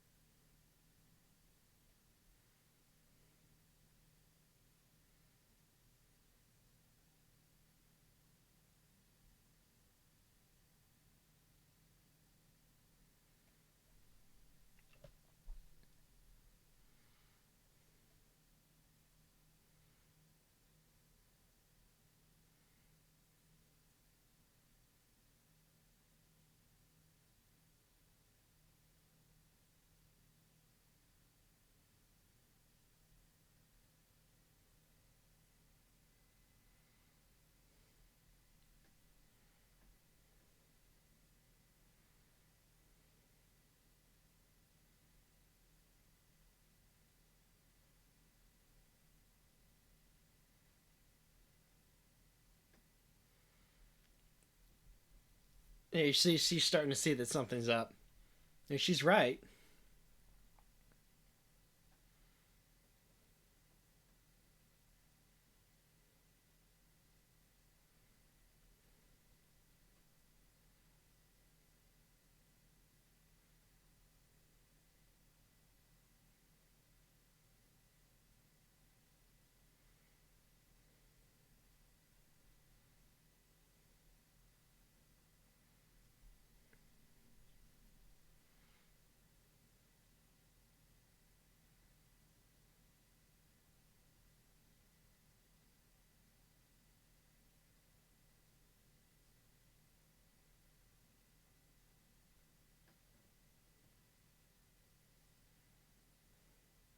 Whoa.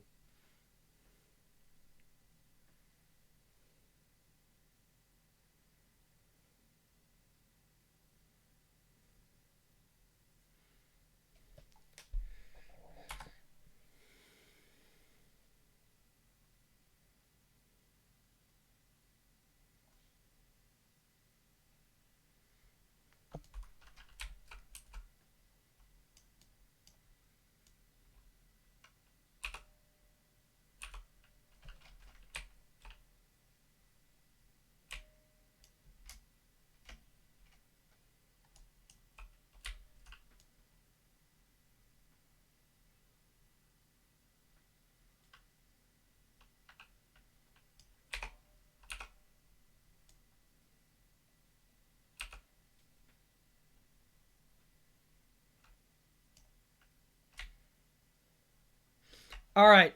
Um, I think what's gonna happen right now.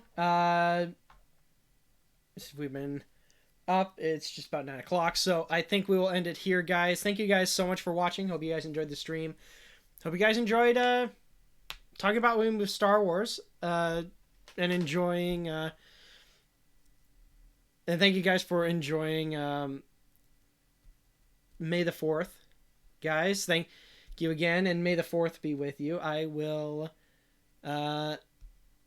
sign off, and I'll see you guys next time. Give me a second. Let me find if there's someone live for us to raid out to. Give me 1 second. Yeah,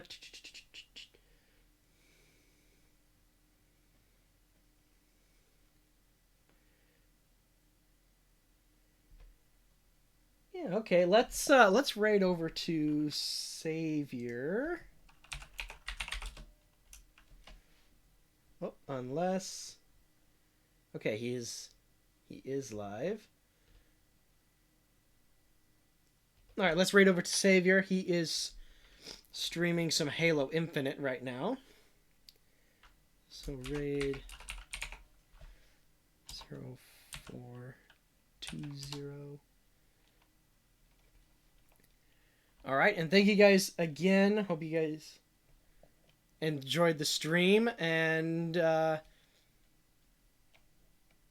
if you guys liked it, please share it with friends, and we'll have to stream this again another time. Thank you, and I will see you guys next time.